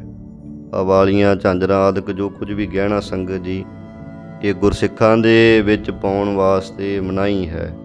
ਕੋਈ ਸਿੱਖ ਨਾ ਲੜਕੀ ਦਾ ਕੰਨ ਵਿੰਨੇਗਾ, ਨਾ ਨੱਕ ਵਿੰਨੇਗਾ। ਇੱਕ ਬੜਾ ਵੱਡਾ ਪਾਪ ਹੈ ਜੋ ਨੱਕ ਤੇ ਕੰਨ ਵਿੰਨਣਾ। ਕਈ ਵਾਰੀ ਚਲੋ ਆਪਾਂ ਪਹਿਲਾਂ ਇਹ ਸੁਣਿਆ ਵੀ ਨੱਕ ਤੇ ਕੰਨ ਕਿਉਂ ਵਿੰਨਿਆ ਜਾਂਦਾ ਹੁੰਦਾ ਸੀ, ਪਰ ਅੱਜ ਕੱਲ੍ਹ ਕਹਿ ਲਓ ਕਿ ਇਹ ਸੱਭਿਆਚਾਰ ਹੀ ਬਣਾ ਲਿਆ ਵੀ ਜਿੰਨਾ ਚਿਰ ਇਹ ਕੰਨ ਨੱਕ ਵਿੰਨੇ ਨਹੀਂ ਜਾਂਦੇ ਜੀ, ਉਹਨਾਂ ਚਿਰ ਤਾਂ ਜੀ ਕਹਿ ਲਓ ਕਿ ਲੜਕੀ ਦਾ ਵਿਆਹ ਹੋਣਾ ਇਹ ਤਾਂ ਮੰਨਿਆ ਹੀ ਨਹੀਂ ਜਾ ਸਕਦਾ। ਕਹਿੰਦੇ ਇੱਦਾਂ ਕੋਈ ਨਹੀਂ ਭਾਈ, ਗੁਰੂ ਘਰ ਦੇ ਵਿੱਚ ਕਿੰਨੇ ਵਿਆਹ ਹੋਏ, ਗੁਰੂ ਸਾਹਿਬਾਨਾਂ ਦੇ ਵਿਆਹ ਹੋਏ, ਪਰ ਸਾਰੇ ਇਤਿਹਾਸ 'ਚ ਪੜ੍ਹ ਕੇ ਦੇਖੋ ਕਿਤੇ ਗੁਰੂ ਮਹਾਰਾਜ ਜੀ ਦੀਆਂ ਬੱਚੀਆਂ ਦੇ ਜਾਂ ਮਾਤਾਵਾਂ ਦੇ ਕੋਈ ਨੱਕ ਕੰਨ ਮਿੰਨਣ ਦੀ ਸਾਖੀ ਨਹੀਂ ਕਿਤੇ ਮਿਲਦੀ ਹੈ। ਇਹ ਤਾਂ ਗਾਹ ਤੋਂ ਗਾਹ ਅੱਗੇ ਸੰਗਤ ਜੀ ਮੁਗਲ ਰਾਜ ਵੇਲੇ ਜਿਵੇਂ ਜ਼ੁਲਮ ਹੋਣੇ ਸ਼ੁਰੂ ਹੋਏ ਸੀ ਨਾ, ਤਦੋਂ ਦਾ ਸ਼ੁਰੂ ਹੋ ਗਿਆ ਕੰਮ। ਆਹ ਥੋੜ੍ਹੇ ਦਿਨ ਪਹਿਲਾਂ ਹੀ ਇੱਕ ਇੱਥੇ ਤਿਉਹਾਰ ਲੰਘਿਆ ਹੈ ਜਿਹਨੂੰ ਤੀਆਂ ਦਾ ਤਿਉਹਾਰ ਕਿਹਾ ਜਾਣ ਲੱਗ ਪਿਆ, ਅਤੇ ਹੁਣ ਵੱਡੇ ਵੱਡੇ ਪੱਧਰ 'ਤੇ ਇਹ ਮਨਾਇਆ ਜਾਣ ਲੱਗ ਪਿਆ ਹੈ। ਦੇਖੋ ਕਿੱਡੀ ਮੂਰਖਤਾ ਹੋ ਗਈ ਲੋਕਾਂ ਦੀ। ਹੁਣ ਤਾਂ ਸਕੂਲਾਂ ਕਾਲਜਾਂ ਦੇ ਵਿੱਚ ਵੀ ਇਹ ਮਨਾਉਣ ਲੱਗ ਪਏ ਨੇ।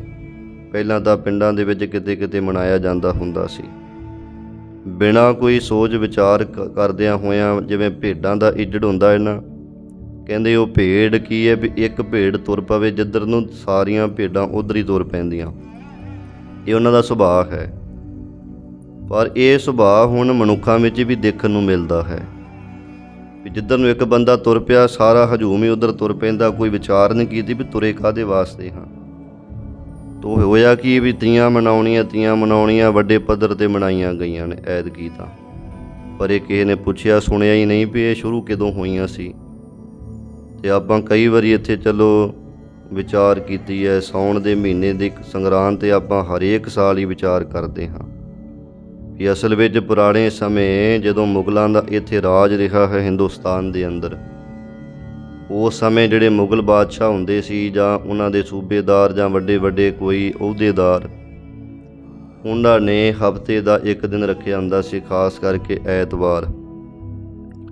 ਉਦੋਂ ਉਹਨਾਂ ਨੇ ਕਿਸੇ ਪਿੰਡਾਂ ਦੇ ਵਿੱਚ ਆਉਣਾ ਅਤੇ ਉਸ ਪਿੰਡ ਦੇ ਵਿੱਚ ਜਿੰਨੀਆਂ ਵੀ ਉੱਥੇ ਕਹਿ ਲਓ ਕਿ 14 ਸਾਲ ਤੋਂ ਲੈ ਕੇ 40 ਸਾਲ ਤੱਕ ਮਾਈਆਂ ਬੀਬੀਆਂ ਹੁੰਦੀਆਂ, ਬੱਚੀਆਂ, ਉਹਨਾਂ ਸਾਰਿਆਂ ਨੂੰ ਉੱਥੇ ਇਕੱਠਿਆਂ ਕਰਨ ਦੇ ਲਈ ਹੁਕਮ ਹੁੰਦਾ ਕਿ ਸੱਥ ਵਿੱਚ ਇਹਨਾਂ ਨੂੰ ਲਿਆਇਆ ਜਾਵੇ। ਜੇਕਰ ਕੋਈ ਨਹੀਂ ਆਉਂਦੀ ਹੈ, ਉਹਨੂੰ ਜ਼ਬਰਦਸਤੀ ਚੁੱਕ ਕੇ ਲਿਆਂਦਾ ਜਾਂਦਾ। ਸਾਰੇ ਪਿੰਡ ਦੇ ਸਾਹਮਣੇ ਫਿਰ ਉਹਦੀ ਬੇਪੱਤੀ ਕੀਤੀ ਜਾਂਦੀ ਹੁੰਦੀ ਸੀ। ਉਹਨੂੰ ਕਈਆਂ ਨੂੰ ਮਾਰ ਵੀ ਦਿੱਤਾ ਜਾਂਦਾ ਹੁੰਦਾ ਸੀ। ਜਿਹੜੀਆਂ ਆ ਗਈਆਂ ਅਤੇ ਫਿਰ ਉਹਨਾਂ ਨੂੰ ਸੰਗਤ ਜੀ ਕਈਆਂ ਨੂੰ ਤਾਂ ਬੇਪਰਦ ਕਰਕੇ ਉੱਥੇ ਨੱਚਣ ਵਾਸਤੇ ਕਿਹਾ ਜਾਂਦਾ ਹੁੰਦਾ ਸੀ।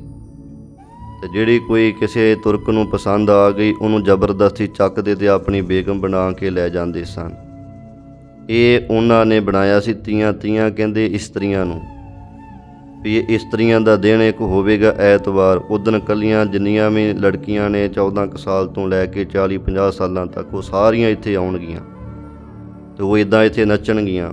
ਤੁਰਕ ਉਹਨਾਂ ਨੂੰ ਵੇਖਣਗੇ ਅਤੇ ਜਿਨ੍ਹਾਂ ਨੂੰ ਜਿਹੜੀ ਪਸੰਦ ਆ ਗਈ ਉਹ ਚੱਕ ਕੇ ਲੈ ਜਾਣਗੇ। ਇਹ ਸੀ ਤੀਆਂ ਦਾ ਪਿਛੋਕੜ। ਅਤੇ ਹੁਣ ਅੱਜ ਇਹ ਸੱਭਿਆਚਾਰ ਬਣਾਇਆ ਹੋਇਆ ਕਿ ਇਹ ਜੀ ਤੀਆਂ ਦਾ ਤਿਉਹਾਰ ਹੈ ਜੀ। ਇਹੋ ਜਿਹੀ ਮੂਰਖਤਾ ਕਿੱਥੋਂ ਕੋਈ ਲੈ ਕੇ ਆਵੇ?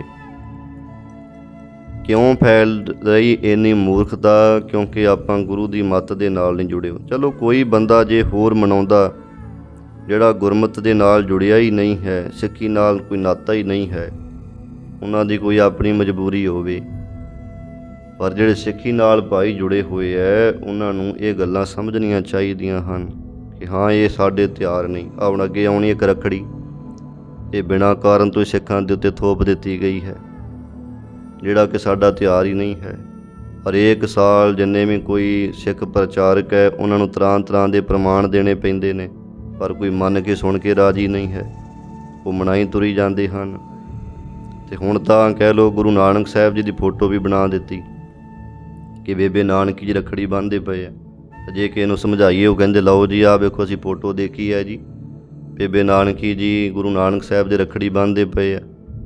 ਉਹ ਭਲੇ ਉਸ ਫੋਟੋ ਵੱਲ ਵੇਖ ਕੇ ਅਨੁਮਾਨ ਤਾਂ ਲਾਓ ਵੀ ਫੋਟੋ ਇੱਦਾਂ ਦੀ ਜਿੰਨੇ ਮਰਜ਼ੀ ਕਈਆਂ ਨੇ ਬਣਾ ਦਿੱਤੀ ਹੈ ਕਿ ਫੋਟੋ ਨੂੰ ਮੰਨਣ ਕਰਕੇ, ਜਾਂ ਉਦੋਂ ਦੀ ਕਿਸੇ ਕੈਮਰਾਮੈਨ ਹੈ ਸੀ ਕੋਈ ਜਿਹਨੇ ਗੁਰੂ ਨਾਨਕ ਸਾਹਿਬ ਦੇ ਰੱਖੜੀ ਬੰਨ੍ਹਦੇ ਦੀ ਫੋਟੋ ਖਿੱਚੀ ਹੋਵੇ। ਇਤਿਹਾਸ ਸਾਡਾ ਦੇਖ ਲਓ ਕਿੱਡਾ ਵੱਡਾ ਸੰਗਤ ਜੀ। ਕਈ ਸਾਲ ਲੱਗਦੇ ਆ ਜੇਕਰ ਸਾਰਾ ਪੜ੍ਹੀਏ, ਪਰ ਕਿਤੇ ਵੀ ਜ਼ਿਕਰ ਹੀ ਨਹੀਂ ਆਇਆ ਵੀ ਕਿਸੇ ਵੀ ਗੁਰੂ ਸਾਹਿਬ ਜੀ ਨੇ ਆਪਣੇ ਰੱਖੜੀ ਬੰਨ੍ਹੀ ਹੋਵੇ ਜਾਂ ਗੁਰੂ ਘਰ ਵਿੱਚ ਰੱਖੜੀ ਇਹ ਮਨਾਈ ਗਈ ਹੋਵੇ। ਸਾਰੇ ਇਤਿਹਾਸ 'ਚ ਕਿਤੇ ਨਹੀਂ ਜ਼ਿਕਰ ਆਇਆ। ਅਤੇ ਗੁਰੂ ਨਾਨਕ ਸਾਹਿਬ ਦੇ ਸਾਰੇ ਜੀਵਨ ਵਿੱਚ ਕਿਤੇ ਰੱਖੜੀ ਦਾ ਜ਼ਿਕਰ ਹੀ ਨਹੀਂ ਹੈ ਵੀ ਭੈਣ ਨਾਨਕੀ ਜੀ ਨੇ ਕਿਤੇ ਰੱਖੜੀ ਬੰਨ੍ਹੀ ਹੋਵੇ। ਪਰ ਫੋਟੋਕਾਰਾਂ ਨੇ ਫੋਟੋ ਬਣਾ ਦਿੱਤੀਆਂ ਅਤੇ ਆਪਣਾ ਕਹਿ ਲਓ ਕਿ ਰੰਗਨਾਦ ਮਨਾਉਣ ਲੱਗ ਪਏ। ਪਰ ਐਸਾ ਭਾਈ ਸਾਡਾ ਇਹ ਤਿਉਹਾਰ ਨਹੀਂ ਹੈ। ਜਿਹੜਾ ਤਿਉਹਾਰ ਕਿਸੇ ਦੇ ਘਰ ਵਿੱਚ ਗਮੀ ਅਤੇ ਕਿਸੇ ਦੇ ਘਰ 'ਚ ਖੁਸ਼ੀ ਦੇਵੇ, ਉਹ ਮਹਾਰਾਜ ਜੀ ਨੇ ਆਪਣੇ ਮਨਾਏ ਹੀ ਨਹੀਂ। ਤਿਉਹਾਰ ਮਨਾਏ, ਹੋਲਾ ਮਹੱਲਾ ਮਨਾਇਆ, ਦੀਵਾਲੀ ਮਨਾਈ, ਵਿਸਾਖੀ ਮਨਾਈ ਹੈ ਮਹਾਰਾਜ ਜੀ ਨੇ, ਦੁਸ਼ਹਿਰਾ ਆਦਿ ਕੇ ਮੰਨੇ ਜਾਂਦੇ ਨੇ ਤਿਉਹਾਰ। ਪਰ ਇਹ ਧਾਗੇ ਤਵੀਤ ਜਿਹੜੇ ਸੀ ਮਹਾਰਾਜ ਕਹਿੰਦੇ ਇਹ ਸਾਡੇ ਘਰ ਦੇ ਵਿੱਚ ਪ੍ਰਵਾਨ ਨਹੀਂ, ਇਹ ਨਹੀਂ ਮਹਾਰਾਜ ਕਹਿੰਦੇ ਅਸੀਂ ਮਨਾਵਾਂਗੇ ਤੇ ਨਹੀਂ ਮਨਾਏਂਗੇ। ਪਰ ਇਹਦਾ ਪ੍ਰਚਾਰ ਪੂਰਾ ਕਹਿ ਲਓ ਕਿ ਜ਼ੋਰਾਂ 'ਤੇ ਕੀਤਾ ਜਾਂਦਾ ਵੀ ਜਿੰਨ ਚਿਰ ਰੱਖੜੀ ਨਾ ਬਣੇ। ਹੁਣ ਕਹਿ ਲਓ ਸੰਗਤ ਜੀ, ਜਿਸ ਦੇ ਘਰ ਦੇ ਵਿੱਚ ਭਰਾ ਹੀ ਨਹੀਂ ਹੈ, ਘਰ ਇਕੱਲੀਆਂ ਲੜਕੀਆਂ ਤੇ ਉਹਨਾਂ ਦੇ ਮਨ ਅੰਦਰ ਵੀ ਦੁੱਖ ਆਏਗਾ ਵੀ ਲਓ ਜੀ ਸਾਡਾ ਜੇ ਭਰਾ ਹੁੰਦਾ ਉਹਦੀ ਰੱਖੜੀ ਬੰਨ੍ਹਦੀਆਂ, ਅਤੇ ਜਿਹੜੇ ਇਕੱਲੇ ਭਰਾ ਹੀ ਭਰਾ ਹੈ ਅਤੇ ਭੈਣ ਕੋਈ ਨਹੀਂ ਹੈ ਉਹ ਵੀ ਦੁਖੀ ਹੁੰਦੇ ਕਿ ਸਾਡੀ ਕੋਈ ਭੈਣ ਹੁੰਦੀ ਅਤੇ ਰੱਖੜੀ ਬੰਨ੍ਹਦੀ। ਅਤੇ ਜਿਨ੍ਹਾਂ ਦੇ ਘਰ 'ਚ ਬੱਚਾ ਹੀ ਕੋਈ ਨਹੀਂ ਹੈ ਉਹ ਹੋਰ ਵੱਧ ਦੁਖੀ ਹੁੰਦੇ ਵੀ ਸਾਡੇ ਬੱਚੇ ਹੁੰਦੇ ਤਾਂ ਉਹ ਵੀ ਇੱਕ ਦੂਜੇ ਦੇ ਰੱਖੜੀ ਬੰਨ੍ਹਦੇ। ਅਤੇ ਜਿਹੜਾ ਤਿਉਹਾਰ ਸਾਨੂੰ ਗਮੀ ਦੇ ਰਿਹਾ ਹੈ, ਕਿਸੇ ਦੇ ਘਰ 'ਚ ਖੁਸ਼ੀ ਦੇ ਰਿਹਾ ਹੈ, ਉਹ ਤਿਉਹਾਰ ਮਾਰੇ ਕਹਿੰਦੇ ਨਹੀਂ ਮੈਂ ਆਪਣੇ ਸਿੱਖਾਂ ਨੂੰ ਦੇਣਾ ਹੀ ਨਹੀਂ ਇਹ ਤਿਉਹਾਰ, ਸਾਡੇ ਸਿੱਖ ਨਹੀਂ ਇਹ ਮਨਾਉਣਗੇ। ਪਰ ਸਭ ਤੋਂ ਵੱਧ ਜ਼ੋਰ ਸਿੱਖਾਂ ਦਾ ਹੀ ਹੁੰਦਾ ਹੈ ਇਸ ਪਾਸੇ ਵੀ।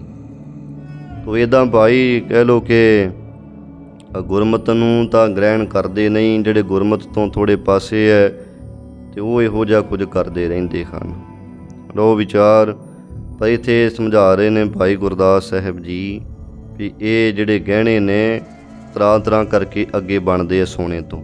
ਇਹ ਜ਼ਰੂਰੀ ਨਹੀਂ ਕਿਹੜਾ ਬਣ ਗਿਆ ਅਤੇ ਹੁਣ ਸਾਡੇ ਪਾਉਣ ਵਾਸਤੇ ਵੀ ਆਪਾਂ ਪਾਉਣਾ ਹੀ ਪਾਉਣਾ। ਉੱਦਾਂ ਸੋਨਾ ਮਾਇਆ ਤੌਰ 'ਤੇ ਆਪਾਂ ਰੱਖ ਸਕਦੇ ਹਾਂ, ਗਲਤ ਬਾਤ ਨਹੀਂ ਹੈ ਭਾਈ। ਵਪਾਰੀ ਸਿੱਖ ਰਹੇ ਵੱਡੇ ਵੱਡੇ ਸੋਨੇ ਦਾ, ਹੀਰਿਆਂ ਦਾ ਵਪਾਰ ਕਰਦੇ ਰਹੇ ਨੇ ਪੁਰਾਣੇ ਗੁਰਸਿੱਖ।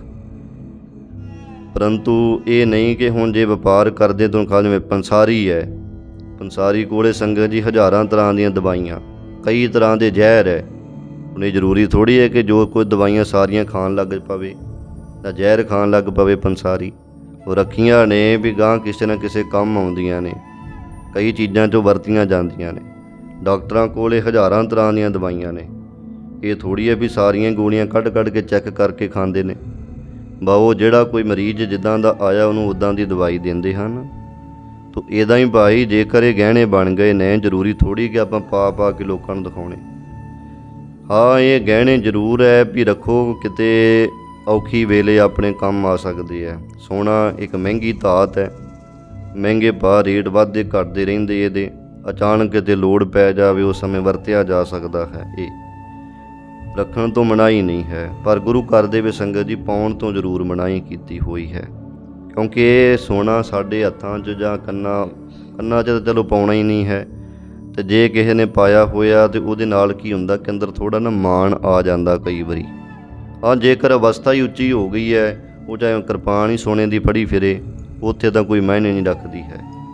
ਉਹ ਘੜੀ ਚਾਹੇ ਸਾਰੀ ਸੋਨੇ ਦੀ ਪਾ ਲਵੇ, ਕੜਾ ਸੋਨੇ ਦਾ ਹੀ ਰੱਖ ਲਵੇ, ਹਾਲਾਂਕਿ ਕੜਾ ਇੱਕ ਸਰਬਲੋ ਦਾ ਜ਼ਰੂਰੀ ਹੈ, ਇਹ ਰੱਖਣਾ ਆਪਾਂ ਤੋ ਇੱਦਾਂ ਉੱਥੇ ਤਾਂ ਕੋਈ ਇਹ ਮਾਇਨੇ ਨਹੀਂ ਰੱਖਦੇ ਨੇ। ਪਰ ਜੇਕਰ ਉਹ ਅਵਸਥਾ ਸਾਡੀ ਬਣੀ ਨਹੀਂ ਹੈ ਤਾਂ ਪਹਿਲਾਂ ਫਿਰ ਸਾਡੇ ਅੰਦਰ ਇਹ ਚੀਜ਼ਾਂ ਮਾਣ ਪੈਦਾ ਕਰ ਦਿੰਦੀਆਂ, ਹੰਕਾਰ ਬਣਾ ਦਿੰਦੀਆਂ ਨੇ। ਪਰ ਕਹਿੰਦੇ ਜਿਹੜੀ ਚੀਜ਼ ਸਾਡੇ ਅੰਦਰ ਹੰਕਾਰ ਪੈਦਾ ਕਰੇ ਉਹ ਚੀਜ਼ ਆਪਾਂ ਕਾਹਨੂੰ ਰੱਖਣੀ ਹੈ। ਭਗਤ ਰਵਿਦਾਸ ਸਾਹਿਬ ਜੀ ਬੈਠੇ ਨਾ ਸਨ ਅਤੇ ਉਹਨਾਂ ਦਾ ਕੋਈ ਪ੍ਰੇਮੀ ਆਇਆ, ਕਹਿੰਦੇ ਜੀ ਭਗਤ ਸਾਹਿਬ ਸਾਡੇ ਲੜਕੇ ਦੀ ਸ਼ਾਦੀ ਆਪ ਕਿਰਪਾ ਕਰੋ ਚੱਲੋ। ਭਗਤ ਜੀ ਕਹਿੰਦੇ ਜੀ ਸਾਡਾ ਕੀ ਕੰਮ ਹੈ ਵਿਆਹਾਂ ਆਦਿਕਾਂ 'ਚ ਜਾਣ ਦਾ, ਕੋਈ ਸਾਧਨ ਨਹੀਂ ਹੈ, ਕਿਵੇਂ ਜਾਵਾਂਗੇ, ਔਖਾ ਹੋਵੇਗਾ, ਤੁਸੀਂ ਆਪਣਾ ਨਿਭਾਓ ਪ੍ਰੋਗਰਾਮ। ਕਹਿੰਦਾ ਨਹੀਂ ਭਗਤ ਸਾਹਿਬ ਮੈਂ ਤੁਹਾਡੇ ਵਾਸਤੇ ਸਾਰਾ ਪ੍ਰਬੰਧ ਕੀਤਾ, ਆ ਲਓ ਘੋੜੀ, ਆ ਲਓ ਸੋਹਣੀ ਪੁਸ਼ਾਕ, ਇਹ ਪਹਿਨੋ, ਘੋੜੀ 'ਤੇ ਤੁਸੀਂ ਚੜ੍ਹੋ ਅਤੇ ਮੈਂ ਅੱਗੇ ਤੁਹਾਡੀ ਘੋੜੀ ਦੀਆਂ ਵਾਗਾਂ ਫੜ ਕੇ ਲੈ ਕੇ ਜਾਵਾਂਗਾ। ਭਗਤ ਰਵਿਦਾਸ ਜੀ ਕਹਿੰਦੇ ਠੀਕ ਹੈ ਭਾਈ, ਲਿਆ ਹਾਂ ਪੁਸ਼ਾਕ ਪਹਿਨੀਏ। ਸੋਹਣੀ ਪੁਸ਼ਾਕ ਸੀ, ਬੜੀ ਮਹਿੰਗੀ, ਪਹਿਨ ਲਈ, ਪਾ ਕੇ ਰਵਿਦਾਸ ਸਾਹਿਬ ਜੀ ਘੋੜੀ 'ਤੇ ਚੜ੍ਹ ਗਏ। ਚੜ੍ਹਦਿਆਂ ਸਾਰ ਹੀ ਆਪਣਾ ਪਰਛਾਵਾਂ ਦੇਖਿਆ ਅਤੇ ਕੀ ਦੇਖਦੇ ਆ, ਪਰਛਾਵੇਂ ਵਿੱਚ ਬੜੇ ਸੋਹਣੇ ਜੱਚ ਰਹੇ ਨੇ, ਫੱਬ ਰਹੇ ਨੇ। ਉਸੇ ਸਮੇਂ ਘੋੜੀ ਤੋਂ ਛਾਲ ਮਾਰ ਕੇ ਹੇਠਾਂ ਉਤਰ ਆਏ। ਇਹ ਭਗਤ ਸਨ, ਜਰਨ ਦੀ ਸ਼ਕਤੀ ਸੀ ਉਹਨਾਂ ਦੇ ਅੰਦਰ। ਅਤੇ ਹੋਇਆ ਕੀ, ਉਹ ਕਹਿਣ ਲੱਗਾ ਮਹਾਰਾਜ ਗੱਲ ਕੀ ਹੋਈ? ਕਹਿੰਦੇ ਨਹੀਂ ਭਾਈ ਆ ਫੜ ਪੁਸ਼ਾਕ ਅਤੇ ਘੋੜੀ ਤੋਂ ਚਲਿਆ ਜਾ, ਸਾਡਾ ਆਸ਼ੀਰਵਾਦ ਤੇਰੇ ਨਾਲ ਹੀ ਆ। ਕਹਿੰਦਾ ਜੀ ਗੱਲ ਤਾਂ ਦੱਸੋ। ਭਗਤ ਜੀ ਕਹਿੰਦੇ ਆ ਜਿੱਥੇ ਮਾੜਾ ਜਿਹਾ ਮੈਂ ਘੋੜੀ ਦੇ ਉੱਤੇ ਚੜ੍ਹਿਆ ਹੀ ਸੀ ਅਤੇ ਪਰਛਾਵਾਂ ਦੇਖ ਕੇ ਮੇਰੇ ਅੰਦਰ ਮਾਣ ਆ ਗਿਆ ਵੀ ਰਵਿਦਾਸ ਤੇਰੇ ਵਰਗਾ ਤਾਂ ਸੋਹਣਾ ਹੀ ਕੋਈ ਨਹੀਂ ਹੈ, ਤੂੰ ਬੜਾ ਫੱਬ ਰਿਹਾ ਹੈ। ਕਹਿੰਦੇ ਜਿਹੜੀਆਂ ਚੀਜ਼ਾਂ ਸਾਡੇ ਅੰਦਰ ਅਹੰਕਾਰ ਪੈਦਾ ਕਰੇ ਉਹ ਫਿਰ ਸਾਡਾ ਬੜਾ ਨੁਕਸਾਨ ਕਰ ਦਿੰਦੀਆਂ ਨੇ। ਉਹ ਚੀਜ਼ਾਂ ਤੋਂ ਦੂਰ ਹੀ ਰਹਿਣਾ ਚਾਹੀਦਾ ਹੈ। ਇੱਦਾਂ ਗੁਰੂ ਸਾਹਿਬ ਨੇ ਸਾਨੂੰ ਉਹਨਾਂ ਚੀਜ਼ਾਂ ਤੋਂ ਦੂਰ ਹੀ ਰੱਖਿਆ ਹੈ ਜਿਨ੍ਹਾਂ ਚੀਜ਼ਾਂ ਕਰਕੇ ਸਾਡੇ ਮਨ ਦੇ ਅੰਦਰ ਅਹੰਕਾਰ ਆਵੇ, ਕਿਉਂਕਿ ਅਹੰਕਾਰ ਬੜਾ ਵੱਡਾ ਕਹਿ ਲਓ ਕਿ ਰੋਗ ਹੈ। ਹਉਮੈ ਦੀਰਘ ਰੋਗ ਹੈ ਮਹਾਰਾਜ ਨੇ ਕਿਹਾ। ਹਾਲਾਂਕਿ ਬਾਕੀ ਵਿਕਾਰ ਵੀ ਰੋਗਾਂ ਵਰਗੇ ਹੀ ਹੈ, ਕਾਮ ਵੀ ਹੈ, ਕ੍ਰੋਧ ਵੀ ਹੈ, ਲੋਭ ਤੇ ਮੋਹ ਵੀ ਹੈ, ਪਰ ਹਉਮੈ ਨੂੰ ਦੀਰਘ ਰੋਗ ਕਿਹਾ ਹੋਇਆ। ਸਗੋਂ ਇੱਥੋਂ ਤੱਕ ਕਿਹਾ ਹੈ, ਬਾਣੀ ਪੜ੍ਹੀਏ ਸੋ ਸਮਝ ਪੈਂਦੀ ਹੈ ਵੀ ਜਿਹੜਾ ਕੋਈ ਬੰਦਾ ਕਾਮ ਕਰਕੇ ਪਲੀਤ ਹੋਇਆ ਉਹਨੂੰ ਵੀ ਰੱਬ ਨੇ ਬਖਸ਼ ਲਿਆ। ਕ੍ਰੋਧ ਕਰਕੇ, ਲੋਭ ਮੋਹ ਕਰਕੇ ਜਿਹੜਾ ਕੋਈ ਬੰਦਾ ਵਿਕਾਰਾਂ 'ਚ ਗਰਸਿਆ ਗਿਆ ਉਹਨੂੰ ਪ੍ਰਮਾਤਮਾ ਨੇ ਬਖਸ਼ ਲਿਆ, ਪਰ ਜਿਹਨੇ ਹੰਕਾਰ ਕੀਤਾ ਉਹ ਨਹੀਂ ਬਖਸ਼ੇ ਗਏ। ਪਰ ਕਹਿੰਦੇ ਹਰ ਜੂ ਅਹੰਕਾਰ ਨਾ ਭਾਵਈ ਵੇਦ ਕੂਕ ਸੁਣਾਵੈ। ਅਹੰਕਾਰੀਆਂ ਨਿੰਦਕਾਂ ਪਿੱਠ ਦੇ, ਹੰਕਾਰੀਆਂ ਨਿੰਦਕਾਂ ਨੂੰ ਤਾਂ ਸਦਾ ਹੀ ਮਹਾਰਾਜ ਪੇਠੀ ਦੇ ਛੱਡਦਾ, ਉਹਨਾਂ ਦੀ ਪੇਠੀ ਲੱਗੀ ਰਹਿੰਦੀ। ਤੇ ਰੱਬ ਕਹਿੰਦਾ ਕਿ ਕਾਮੀ ਹੈ, ਕ੍ਰੋਧੀ ਹੈ, ਲੋਭੀ ਹੈ, ਮੋਹੀ, ਉਹਨਾਂ ਨੂੰ ਬਚਾ ਲਵੇਗਾ, ਕੋਈ ਨਹੀਂ ਬਖਸ਼ ਲਵੇਗਾ ਵੀ ਕੋਈ ਨਹੀਂ ਤੁਹਾਨੂੰ ਕੋਈ ਮੌਕਾ ਦੇ ਦਿੰਨੇ ਅੱਗੇ। ਪਰ ਜਿਹੜੇ ਹੰਕਾਰੀ ਹੁੰਦੇ ਹੈ ਉਹ ਤਾਂ ਹਰਨਾਕਸ਼ ਵਾਂਗੂ ਉਹਨਾਂ ਨੌਹਾਂ ਨੂੰ ਪਾੜਦਾ ਹੈ। ਹੰਕਾਰੀ ਨਹੀਂ ਬਖਸ਼ਿਆ ਜਾਂਦਾ ਹੈ। ਇਹ ਗੁਰਬਾਣੀ ਦਾ ਵੀ ਸੰਗਤ ਜੀ ਫੈਸਲਾ ਹੈ। ਇਸ ਕਰਕੇ ਅਹੰਕਾਰ ਬੜਾ ਵੱਡਾ ਰੋਗ ਹੈ। ਤਾਂ ਕਰਕੇ ਮਹਾਰਾਜ ਜੀ ਨੇ ਸਾਨੂੰ ਉਹੋ ਜਿਹੀਆਂ ਚੀਜ਼ਾਂ ਤੋਂ ਪਾਸੇ ਰੱਖਣ ਦਾ ਯਤਨ ਕੀਤਾ, ਉਪਦੇਸ਼ ਦਿੱਤਾ ਕਿ ਤੂੰ ਭਾਈ ਤੂੰ ਪਾਸੇ ਰਹਿਣਾ ਹੈ, ਅਤੇ ਜਿਹਦੇ ਕਰਕੇ ਤੁਹਾਡੇ ਮਨ 'ਚ ਹੰਕਾਰ ਨਾ ਆਵੇ। ਤੋ ਆਪਾਂ ਇੱਥੇ ਸੁਣ ਰਹੇ ਹਾਂ ਵੀ ਅਨੇਕਾਂ ਤਰ੍ਹਾਂ ਦੇ ਸੋਨੇ ਤੋਂ ਗਹਿਣੇ ਬਣੇ। ਉਹ ਗਹਿਣੇ ਜੇਕਰ ਬਾਹਰੀ ਤੌਰ 'ਤੇ ਪਾਈਏ ਤਾਂ ਸਾਡੇ ਅੰਦਰ ਅਹੰਕਾਰ ਆਵੇਗਾ, ਪਰ ਗੁਰਮੁਖ ਕਿਹੜੇ ਗਹਿਣੇ ਪਹਿਨਦੇ ਹੈ ਉਹ ਦੱਸ ਰਹੇ ਹਨ। ਫਿਰ ਪੜ੍ਹੋ ਪਿੱਪਲ ਪਿੱਪਲ ਵੱਤਰੇ, ਪਿੱਪਲ ਦੇ ਪੱਤਿਆਂ ਵਰਗਾ ਇੱਕ ਤਰ੍ਹਾਂ ਦਾ ਕੰਨਾਂ 'ਚ ਪਾਉਣ ਵਾਲਾ ਗਹਿਣਾ। ਕਹਿੰਦੇ ਵੀ ਪਿੱਪਲ ਵੱਤਰਾ ਕੀ ਹੈ? ਗੁਰਮੁਖਾਂ ਦਾ ਗਹਿਣਾ ਕਿਹੜਾ ਪਿੱਪਲ ਵੱਤਰਾ? ਜਿਹੜਾ ਪਲ ਪਲ ਸਮੇਂ ਦੇ ਵਿੱਚ ਵਾਹਿਗੁਰੂ ਦੇ ਨਾਲ, ਸ਼ਬਦ ਦੇ ਨਾਲ ਪ੍ਰੀਤੀ ਲਾਉਣੀ ਹੈ ਨਾ, ਇਹ ਹੀ ਪਿੱਪਲ ਵੱਤਰਾ ਹੈ। ਫਿਰ ਵਾਲੀਆਂ ਕਿਹੜੀਆਂ ਨੇ? ਜੋ ਮਨ ਦੀਆਂ ਜਿਹੜੀਆਂ ਵਾਸ਼ਨਾਵਾਂ ਨੇ, ਵਿਸ਼ੇ ਵਾਸ਼ਨਾ, ਉਹਨਾਂ ਨੂੰ ਦੂਰ ਕਰਨਾ, ਇਹ ਭਾਈ ਵਾਲੀਆਂ ਲਾਉਣੀਆਂ ਪਾਉਣੀਆਂ ਹਨ। ਤੇ ਜੋ ਭਾਈ ਆਪਣੇ ਚਿੱਤ ਨੂੰ ਤਾਂ ਆਪਣੇ ਤਾੜ ਕੇ ਰੱਖਣਾ ਹੈ ਬੁਰੇ ਪਾਸੇ ਤੋਂ, ਇਹ ਤਨੌੜੇ ਹੋ ਗਏ ਇੱਕ ਤਰ੍ਹਾਂ ਦੇ ਗਹਿਣੇ। ਤੇ ਤਾਰੇ ਸਿਤਾਰੇ ਜਿਹੜੇ ਭਾਈ ਕਹਿ ਲਓ ਦੇਹ ਅਧਿਆਸ ਤੋਂ ਬਚ ਕੇ ਰਹਿਣਾ ਹੈ, ਇਹ ਹੀ ਤੁਸੀਂ ਸਿਤਾਰੇ ਵਰਗੇ ਕੰਨਾਂ 'ਚ ਪਾਉਣ ਵਾਲੇ ਇੱਕ ਤਰ੍ਹਾਂ ਦੇ ਗਹਿਣੇ ਜਾਣੋ। ਫਿਰ ਕਹਿੰਦੇ ਜਿਹੜਾ ਵੇਸਰ ਹੈ ਇੱਕ ਤਰ੍ਹਾਂ ਦਾ ਸੁਰਾਹੀ ਵਰਗਾ ਲੰਮਾ ਜਿਹਾ ਗਹਿਣਾ ਹੁੰਦਾ। ਕਹਿੰਦੇ ਵੇਸਰ ਕਿਹੜਾ ਹੋ ਗਿਆ ਇੱਧਰ? ਜੋ ਕਹਿੰਦੇ ਸੰਸਾਰ ਦੇ ਵੇਸ ਨੂੰ ਮੇਟ ਕੇ ਦਵੈਤ ਨੂੰ ਜਿੱਤ ਲੈਣਾ ਹੈ ਗੁਰਮੁਖਾਂ ਨੇ, ਇਹ ਹੀ ਵੇਸਰ ਹੋ ਗਿਆ। ਨੱਥ ਜਿਵੇਂ ਨੱਕ 'ਚ ਪਾਈ ਜਾਂਦੀ ਹੈ, ਕਹਿੰਦੇ ਕਿ ਗੁਰਮੁਖਾਂ ਨੇ ਨੱਥ ਕਿਹੜੀ ਪਾਈ ਹੈ ਭਾਈ? ਜੋ ਆਪਣੇ ਮਨ ਦੇ ਬੁਰੇ ਸੰਕਲਪਾਂ ਨੂੰ ਨੱਥ ਲਿਆ, ਅੰਦਰੋਂ ਬੰਨ੍ਹ ਲਿਆ, ਰੋਕ ਲਿਆ ਹੈ, ਇਹ ਹੀ ਉਹਨਾਂ ਨੇ ਨੱਥ ਪਾਈ ਹੈ। ਇਹ ਕਥਨ ਕਰੀ ਦੀ ਹੈ। ਤੇ ਜੋ ਫਿਰ ਭਾਈ ਕੰਠ ਦੇ ਵਿੱਚ ਵਾਹਿਗੁਰੂ ਵਾਹਿਗੁਰੂ ਦਾ ਸਿਮਰਨ ਕਰਨਾ, ਇਹ ਗਲੇ ਵਿੱਚ ਪਹਿਨੀ ਮਾਲਾ ਧਾਰਨ ਕੀਤੀ ਹੋਈ ਗੁਰਮੁਖਾਂ ਨੇ। ਫਿਰ ਭਾਈ ਇਸੇ ਤਰ੍ਹਾਂ ਟਿਕਤ ਨਾਉ ਟਿੱਕੇ ਦਾ, ਜੋ ਪਰਮਾਤਮਾ ਨੂੰ ਇੱਕ ਜਾਣਨਾ, ਇਹ ਟਿੱਕਾ ਹੈ। ਮਣੀਆਂ ਜੋ ਕਰਨਾ, ਮੁਦਤਾ, ਮੈਤਰੀ, ਉਪੇਖਿਆ ਆਦਿਕ ਗੁਣ ਹੈ, ਇਹ ਹੀ ਭਾਈ ਮਣੀਆਂ ਦੀ ਨਿਆਈ ਜਾਣੋ। ਤੇ ਮੋਤ ਸਰ ਜੋ ਭਾਈ ਮਰਜ਼ਾਦਾ ਦੇ ਵਿੱਚ ਰਹਿਣਾ, ਇਹ ਹੀ ਮੋਤੀ ਸਰ ਗਹਿਣਾ ਜਾਣੋ। ਫਿਰ ਭਾਈ ਜੋ ਹੱਥਾਂ ਦੇ ਨਾਲ ਸੇਵਾ ਕਰਨੀ ਹੈ, ਇਹ ਹੀ ਤੁਸੀਂ ਗਜਰੇ ਜਾਣ ਲਓ। ਇਹਨਾਂ ਦਾ ਪਸਾਰਾ ਵਿਸਥਾਰ ਕੀਤਾ ਗੁਰਮੁਖਾਂ ਨੇ, ਇਹ ਗਹਿਣੇ ਪਾਏ ਨੇ ਅੰਤਰੀਵ। ਜੋ ਦੁਰਮਤ ਦਾ ਤਿਆਗ ਕਰਨਾ ਹੈ, ਇਹ ਹੀ ਭਾਈ ਦੁਰਾ ਹੈ, ਇੱਕ ਤਰ੍ਹਾਂ ਦਾ ਗਹਿਣਾ ਹੈ। ਤੇ ਫਿਰ ਦੁਰਾ ਕਹਿ ਦਿੰਦੇ ਮੋਤੀ ਨੂੰ, ਵੀ ਮੋਤੀਆਂ ਦੇ ਸ਼ਕਲ ਦਾ ਨਾ ਸੋਨੇ ਦਾ ਗਹਿਣਾ ਬਣਾ ਦੇਣਾ। ਜਿਵੇਂ ਮੋਤੀ ਗੋਲ ਹੁੰਦਾ ਨਾ, ਇੱਦਾਂ ਕਹਿ ਲਓ ਗੋਲ ਬਣਾ ਕੇ ਸੋਨੇ ਦਾ ਗਹਿਣਾ। ਜਿਵੇਂ ਕਹਿ ਲਓ ਕਿ ਤੜਾਗੀ ਜਾਂ ਝਾਂਜਰਾਂ ਪਾਈਆਂ ਜਾਂਦੀਆਂ ਅਤੇ ਉਹਨਾਂ ਦੇ ਨਾਲ ਲਟਕਣ ਜੇ ਪਾਏ ਜਾਂਦੇ ਨੇ ਸੋਨੇ ਦੇ, ਉਹਨੂੰ ਦੁਰਾ ਗਹਿਣਾ ਕਹਿ ਦਿੰਦੇ। ਤੋ ਕਹਿੰਦੇ ਇੱਧਰ ਦੁਰਾ ਗਹਿਣਾ ਗੁਰਮੁਖਾਂ ਨੇ ਕਿਹੜਾ ਪਹਿਨਿਆ? ਜੋ ਦੁਰਮਤ ਦਾ ਤਿਆਗ ਕੀਤਾ ਹੈ, ਖੋਟੀ ਮੱਤ ਦਾ, ਇਹ ਹੀ ਭਾਈ ਉਹਨਾਂ ਨੇ ਦੁਰਾ ਮੋਤੀ ਵਰਗਾ ਗਹਿਣਾ ਪਹਿਨਿਆ ਹੈ। ਬਹੁਤਾ ਜਿਹੜਾ ਡੌਲਿਆਂ 'ਤੇ ਪਾਇਆ ਜਾਂਦਾ ਹੈ ਗਹਿਣਾ, ਇੱਕ ਤਰ੍ਹਾਂ ਦਾ ਸੋਨੇ ਦਾ, ਪੁਰਾਣੇ ਸਮੇਂ ਰਾਜੇ ਰਾਣੀਆਂ ਆਦਿਕ ਪਾਉਂਦੇ ਸੀ। ਉਹ ਕਹਿੰਦੇ ਹੈ ਜੋ ਭਾਈ ਮੰਦੀ ਬਾਤ ਨੂੰ ਢਾਹ ਦੇਣਾ ਹੈ, ਇਹ ਗੁਰਮੁਖਾਂ ਨੇ ਬੋਟਾ ਪਾਇਆ ਹੈ। ਤੇ ਫਿਰ ਇਸੇ ਤਰੀਕੇ ਦੇ ਨਾਲ ਜੋ ਭਾਈ ਭਗਤੀ ਕਰਨੀ ਹੈ, ਇਹ ਗੋਲ ਛੱਲਾ ਪਹਿਨਿਆ ਹੋਇਆ ਹੈ।